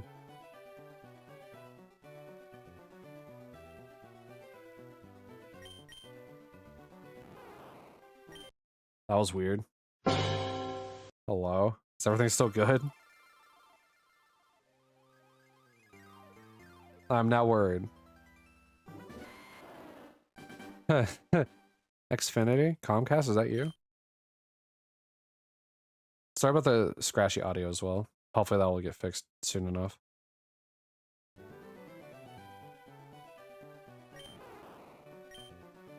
Let me make sure this still works.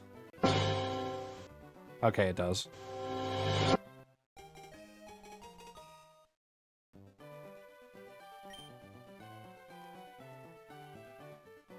I think it kind of sucks also about like only doing like these shorter streams for the Pokemon stuff is it takes longer for me to get through the resets. Whoops. when I know that like as soon as I like commit to like trying to do this longer, the Bulbasaur will finally pop up. But once again, I am getting through more resets if I do it longer. However, I have noticed that the videos usually do better on YouTube if they're shorter. People aren't usually sitting through, you know, 4 hours of this.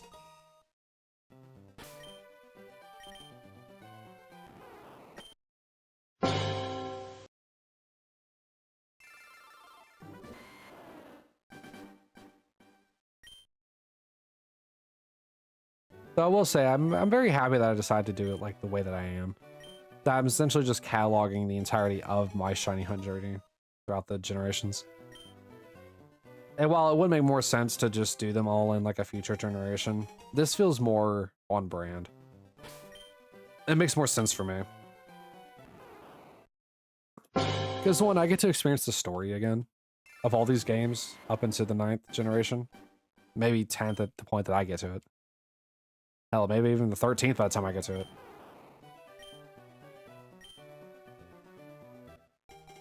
But like, I get to experience the stories of these games again. As well as the new ones. While also committing to doing a silly challenge outside of it.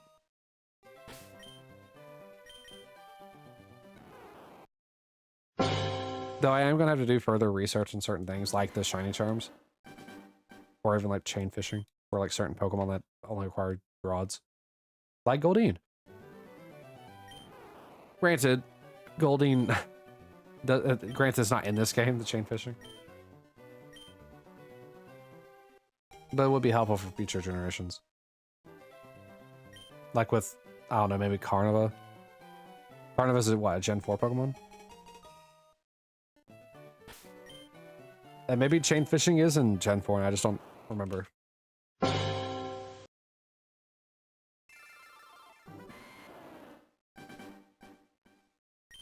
But yeah, you know, cataloging the years that I'm essentially doing this for anyone to ever go back and watch to see how different things were around that time that I did it. Because if for some reason you're watching this, like on YouTube in the distant future, this video, or the stream as well, is being done on November 25th of 2024. And so, like, who knows? Maybe back in, you know, in 2029, 5 years from now, we can go back and be like, look how much of a baby I was, being worried about a Bulbasaur that went slightly over odds versus this Tauros that's taken 30,000 resets. Or random encounters.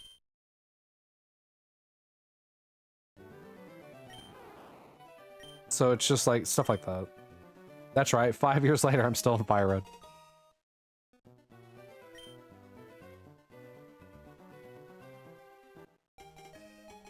You know, there's not too many people who actually have done, like, living shiny dexes. Or shiny living dexes. I'm sure there's more than I think there is. But how many are doing it in this stupid way that I'm doing it? Stupid. There are easier methods, by far, and I'm choosing to take the hardest path I can. In theory, if I wanted to make this actually harder on myself, I would just hunt the Gen 2 Pokemon that I can here in Fire Red and Leaf Green. But I'm not going to do that. If I really wanted to be in the spirit of it, I'd be hunting shiny Pokemon in Gen 1. But I also don't have, like... I don't know how I'm going to phrase this, but, like, I don't have the good ability to do that. Like, checking a calculator for each time, because, oh, what is it? In order to shiny hunt in those games, I'll essentially need to get to a point where I can have access to any Pokemon. But the starters. I'd have to have enough rare candies to get them up to a certain level so I can see their stats to put into the calculator. Which I don't have. Like, I know there's a bunch of calculators online, but, like, I don't have all those rare candies. And, like, even though I'm, like, having fun with, like, the glitched Pokemon Yellow on my DS, it's a bit different whenever you're trying to do it in a situation like this. Alright, so last check, or not the last check, but 7200 check The last check in that set. 7,200? And? Nothing. Nothing. This is painful. If you happen to be here and you want a 10K raffle, have fun with it. Yeah, it's... Ooh. It is worrisome. Also, this audio glitching out starting to annoy me. Oh wow, you actually managed to stay awake.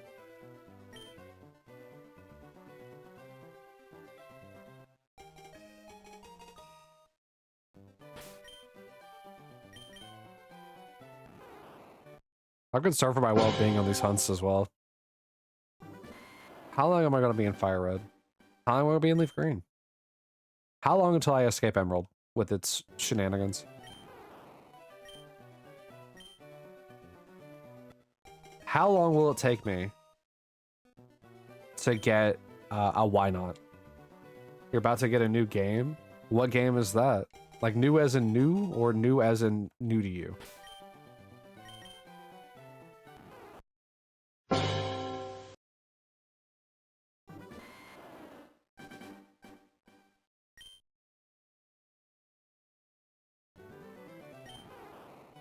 Both?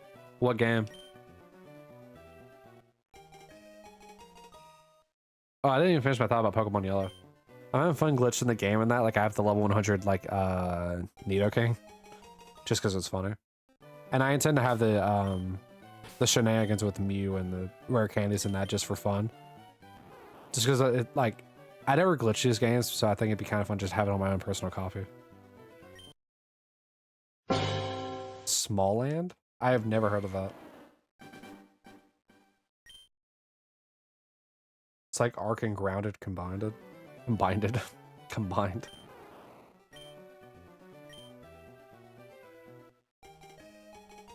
You know, we had fun playing Arc. Or sorry, no, not we. I had a bit of fun playing Arc. But like, it's... I got so burnt out on Arc super quickly. Grounded is a real fun game to play, though. With you and Wolf.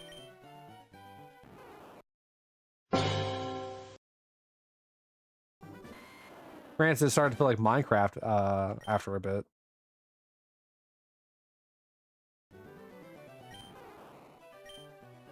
I don't know, man. Like, survival-esque games like that have kind of become boring in my head so far. I need a good platformer. That's what I need right now. I need a good platformer. It's been so long since I played a good platformer. Not an action platformer like, well, I guess I could say Zelda 2. That's not a good one either. But like, not like an action platform, just like a normal platformer. Something like Braid, I guess, like a puzzle platformer.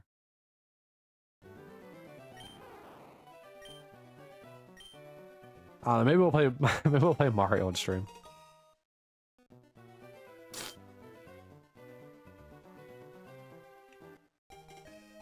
No, I don't know. I think it's what I've been getting a little stale with a lot of games lately. And it's not because of like streaming games and stuff like that. It's not because of that. It's just there's a lot of games right now that are like very similar in the way that they play.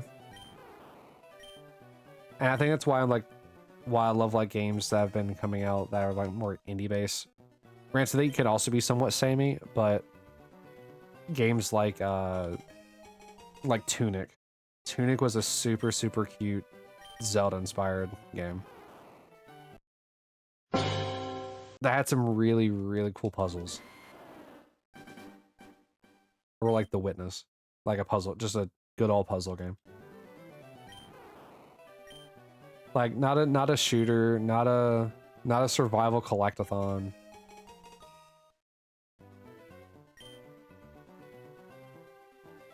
Not zombies. Whether it be Resident Evil or like Left 4 Dead. Not like that.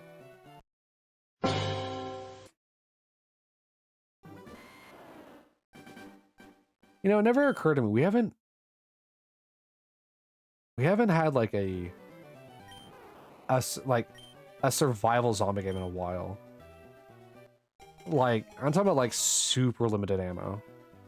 Like the game Zombie or slash Zombie U.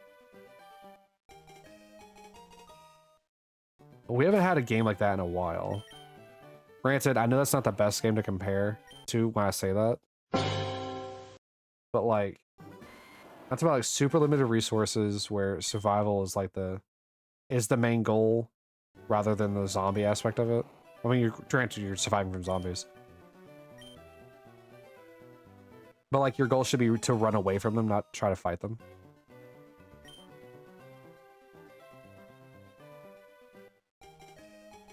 Ooh.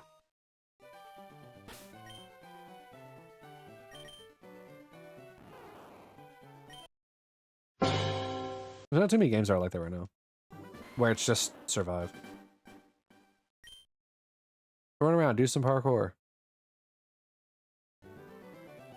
Now, if you say something like Dying Light, because I'm mentioning like parkour and run around and avoid them, in Dying Light you can literally fight everything. And not really have that much of a concern. I think it's kind of what makes Zombie a little unique.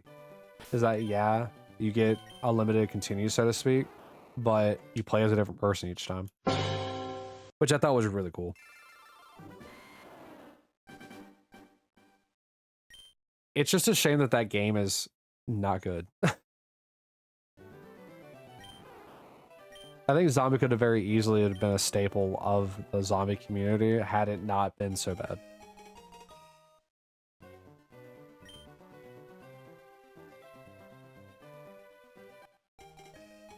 Aside from essentially the non-existent plot and the circumstances that surround it, it's just another zombie survival game with cool ideas that just weren't executed well.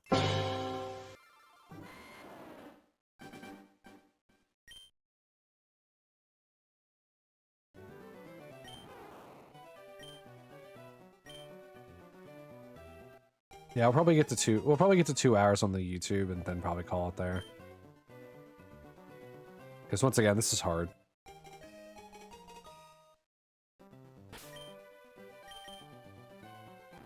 I think it's because the reason why this is so hard for me right now. I want movement in my games right now, which is why I was probably talking about like having a platformer. Being stuck in Resident Evil and then Metroid Prime and now Chrono Trigger, where everything's kind of moving around. Like, I think it's kind of what's making this a little bit hard for me. Is I'm not moving around. Oh, also, another raffle.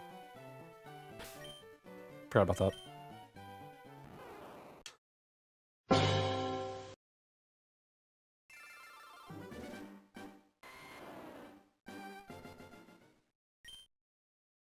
While this is hard to do, like on a consistent basis, like long sections of just doing this, I do intend to keep this up. I'm not going to drop it at any point that I'm not going to be like, yeah, we're just not going to do Pokemon. We're going to do it as long as I can.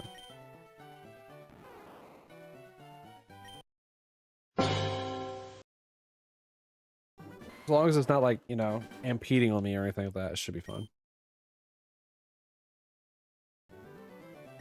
Yeah, I'll probably do like another, what, 10 resets or 20 checks.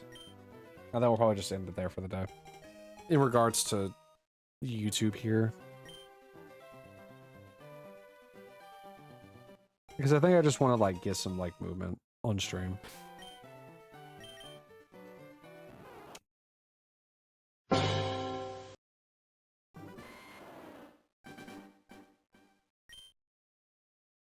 Because it has been a while since I've actually just done something off stream. Or not off stream, off YouTube. So YouTube, if you made it this far and you do want to see, like sometimes whenever I do just like do stuff after the YouTube video, I mean, come over to Twitch, you know? I try to make it fun, as fun as I can anyway.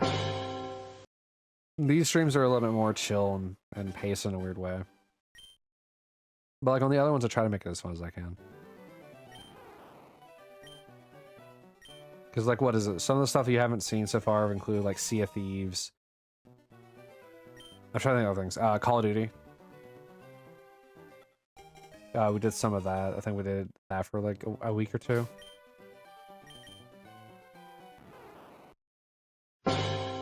What else did I do? I did that. I did Time Misha on here. Or Thigh Misha. Well, I did that for you as well, I meant. Like, YouTube.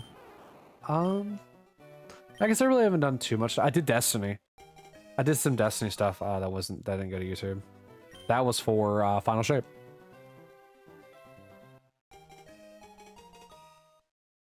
So I mean, there's been some things. I just can't immediately think of a lot of things.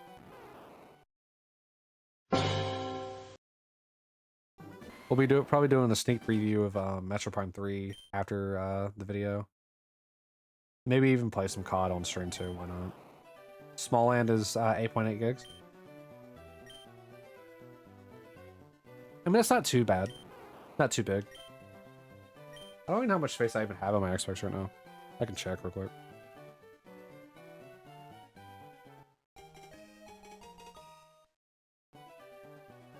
No nickname.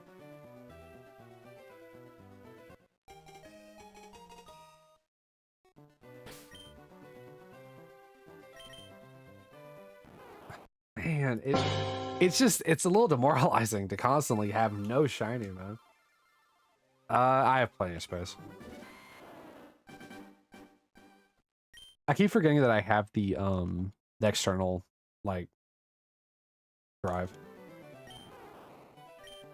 So I'm thinking I probably don't have the space for this, and then I go to it and it's like, I do have the space for it. Also, why is Battlefield 3 still installed? I hit uninstall you yesterday.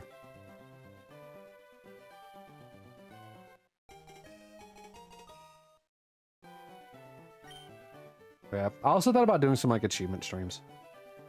Like, non-YouTube, just achievement streams. However, I have also been thinking about doing achievement stuff for YouTube again. Because, like, I did it for Kindergarten for the PC. Because I believe one of the achievements in that game is to get all the Monstermon cards, and I did do that. So, and that was a really fun video to make. Granted, I edited that in, like, Microsoft Movie Maker, I think. So, like, that was still really fun to do. I think I just need to, like, vary the content that I make so I don't get burned out of one thing entirely. Because, like, one of the things I've been enjoying doing recently for YouTube has been making the thumbnails for, like, videos. So, like, as you go to my YouTube, you may notice that, like, some things may actually have thumbnails and others don't. It's mainly for, like, the older games. But I've been thinking about adding it to, like, Resident Evil and, like, Legend Dragon and stuff like that.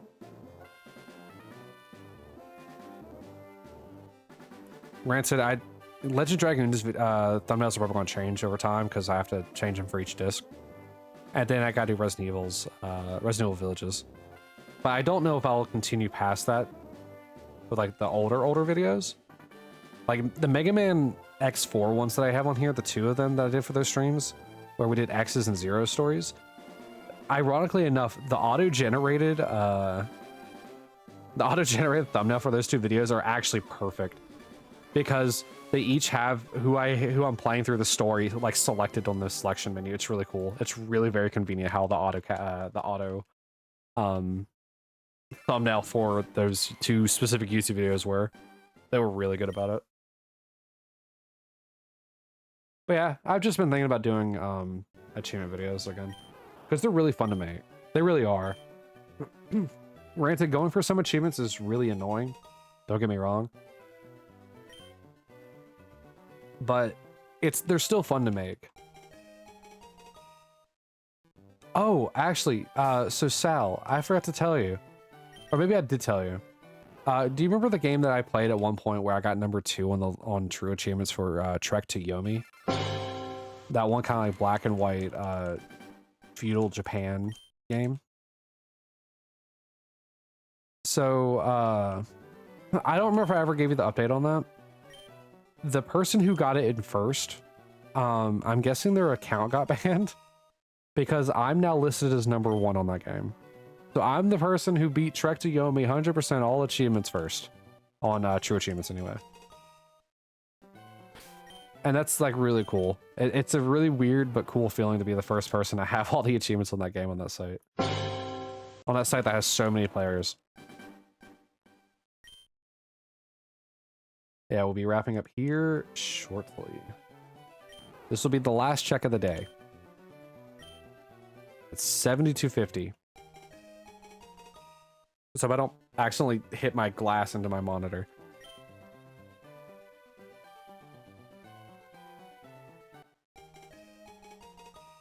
Nice, thank you. It feels very nice to actually have that. I felt good about having second, to be honest. Like I said, I even sent the person that was from Japan like a GG. Like, man, nice, you got it right before I did. And then I checked like a couple weeks ago and saw that I was in first. Because I just wanted to see if they ever responded, because I couldn't remember what their name was. Man, this sucks, man. 7250 and nothing.